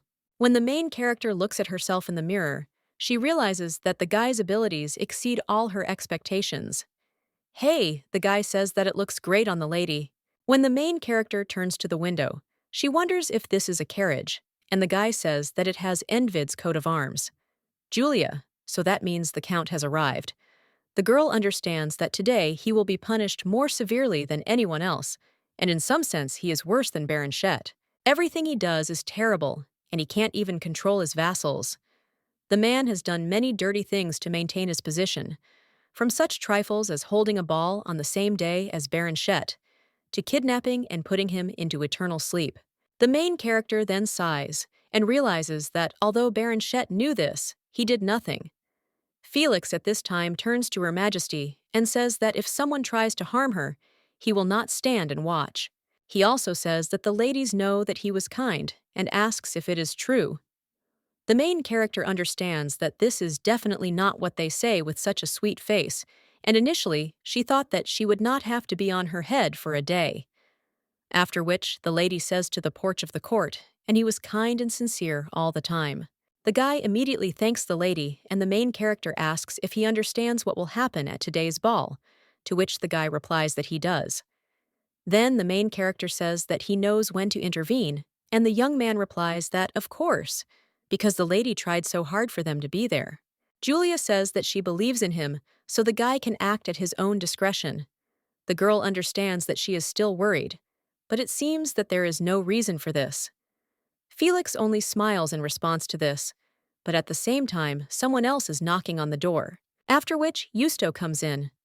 A little while later, he is already accompanying the main character, and the girl is wondering if there is any gloating in him. Brad only asks what the lady is talking about, and the main character remembers how the guy came into the room, after which he approached the lady and asked to let him help her put on the jewelry.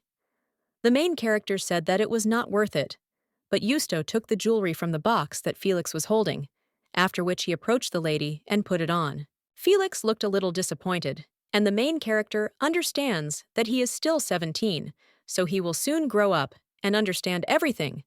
But the girl also thought whether to cheer him up. The main character understands that she really feels sorry for Felix, but for today's ball, physique is more important than magical abilities.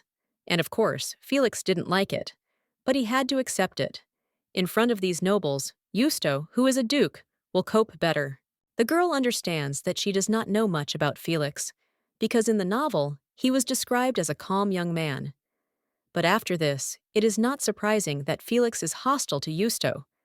And besides, the fact that over the past 2 years, Yusto has slowly lost faith in Julia, Felix could not accept. He considers Julia his only master, and there were other situations that kindled hostility in Felix. The height of the status, even the time spent with Julia. Therefore, now the girl takes the brunette by the arm and says that there is no need to mock Felix like that. After all, he is still young, after which Julia asks why he did it. But the guy does not answer that he does not understand what is being discussed. The main character understands that if Felix heard them, he would be even more upset, and the brunette thinks that he has no right to speak. The main character understands that not only Felix Julia did not consider as a couple, because she treated everyone exclusively as colleagues. After which, the lady approaches the hall, and when the door opens, the servant from there reports that the ruler of the empire, Her Majesty Julia, has arrived. When the main character enters the room, she realizes that this is not the meeting she expected. The aristocrats immediately bow to the Empress and greet her. One of the men thinks that if there is an ideal appearance, then isn't this how she looks, because his eyes don't believe what he sees. The other lady realizes that the Empress is incredibly beautiful. The man then wonders why no one talked about her beauty, and the woman realizes that she is not at all like Baronchet described. The main character understands that their disgusting faces show how stereotypes are being destroyed, and at first she tried to seem friendly, but you only need to look at these people, and it seems that the most obvious outcome is to beat everyone present with particular cruelty. The main character looks at her colleagues and realizes that it seems they can't even concentrate on the purpose of their visit. In truth, she just wants to let them get on with their business. Well then, the main character starts using aura and claims that she didn't allow them to raise their heads, so do they dare to look her in the eyes? They immediately get scared, and the girl claims that she hates repeating the same thing twice. After which, they bow and think about what the Empress is talking about, although if you think about it, why did the Duke of Fez fall into eternal sleep? They also turn to defense, and understand that he said that he just needed to flatter her a little, but there is such a frightening atmosphere. The lady understands that she played the evil Empress, and now she needs to play the good one. The girl asks why they are so afraid, after which she tells them to raise their heads, because she was just joking and wanted to cheer everyone up. They didn't think she was so scary. After which, the aristocrats raise their heads in confusion, and the girl wonders if they are really scared. But she thought it was a good joke. One of them realizes that the lady is trying to attract attention, and the Empress can also be a beast. She twists them like toys, but any beast can be tamed, and one of the aristocrats understands that they will have fame and wealth if they only get close to the Empress, and if you think about it, she is very good. Overall, the ball went off beautifully. The Empress danced the first dance with Yusto, but she rejected the offers of others, and when one of the aristocrats offered the lady a dance, the girl claimed that she also had eyes, after which she offered to say what color her eyes were, and the man claimed that her eyes were the most magnificent of those he had ever seen. Julia understands that this is all similar to how in a past life she made a very bad figure. The girl sighs and understands that Julia is just drinking and having fun at the ball, but at the same time making people around her nervous and worried. The main character understands that it is of course beautiful, but it smells like dog shit. At the same moment, the girl wonders if she really said that word. But Manager Lee always joked like that to amuse the employees, and she was sad or melancholy, but she always laughed. When things go badly, jokes help to keep yourself in hand and not get upset. But when the manager turned to the lady and told her to smile, the girl at least smiled, but in her thoughts she felt only disgust. A little while later, the lady goes out onto the balcony. Well, at that very moment, someone comes to her and claims that he was probably late with his greeting.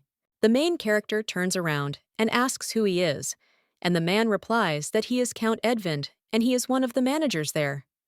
Julia asks if that is really so, after which she says that she seems to remember, and it was he who ignored her arrival.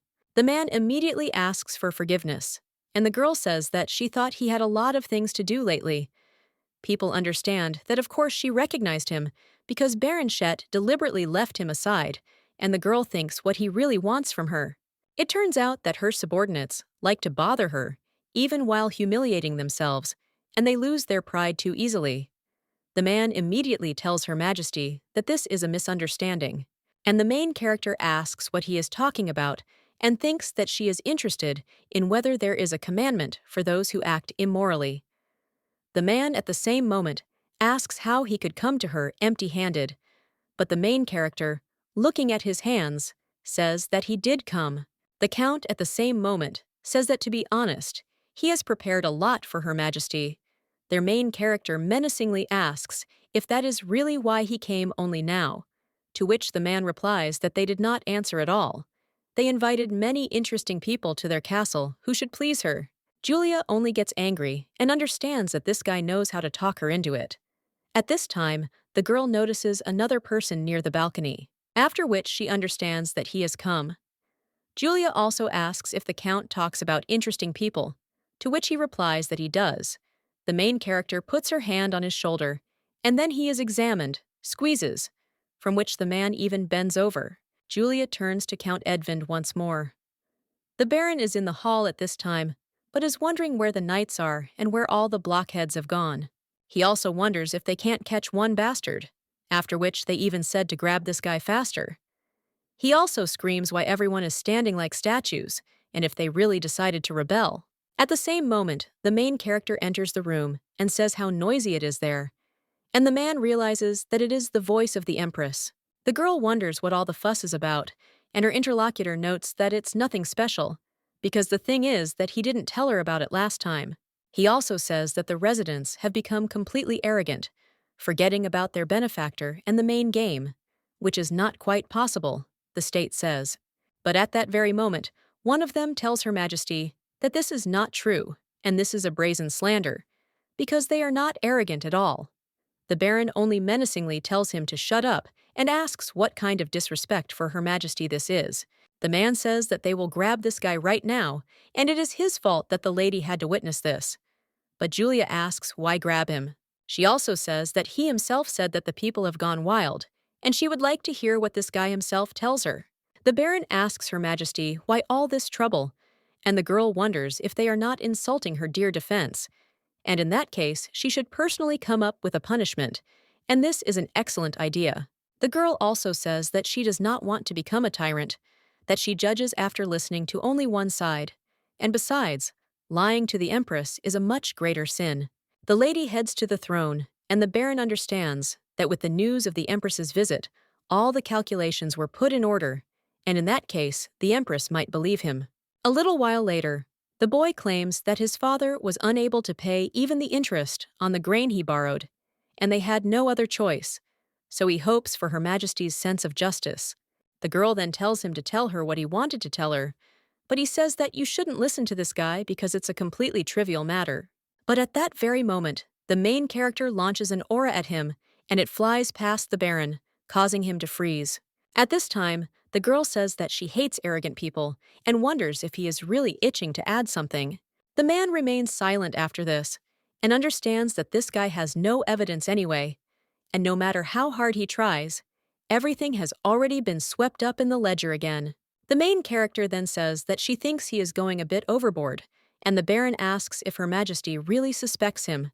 The woman says that if his words are true, then she will have no other choice. All the poor people are suffering. The Baron immediately says that everything is completely wrong and his words are not proven. Julia wonders if there is really no evidence, and the man answers something and asks who will follow the rules if they take their word for it. The main character then turns to the Baron and asks why, even though he is perfectly well informed, he does this. He knows that according to imperial law, he can raise prices by a maximum of 30%. The man at this time is wondering if the lady is saying that she believes everything that this guy said, but his conscience is clear.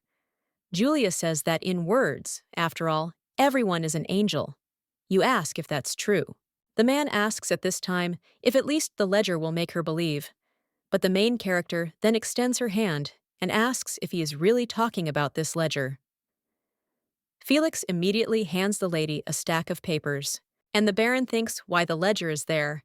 Well, then he thinks that it doesn't matter because they fixed everything anyway, so there won't be any problems. At this time, the ram tells the lady to check it herself, and then she will understand that all this guy's words were lies.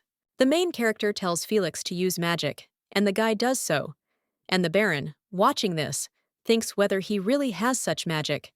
But if everything goes like this, it will be very bad. The main character at this time looks at the reports and asks the Baron if he will tell her where it is again.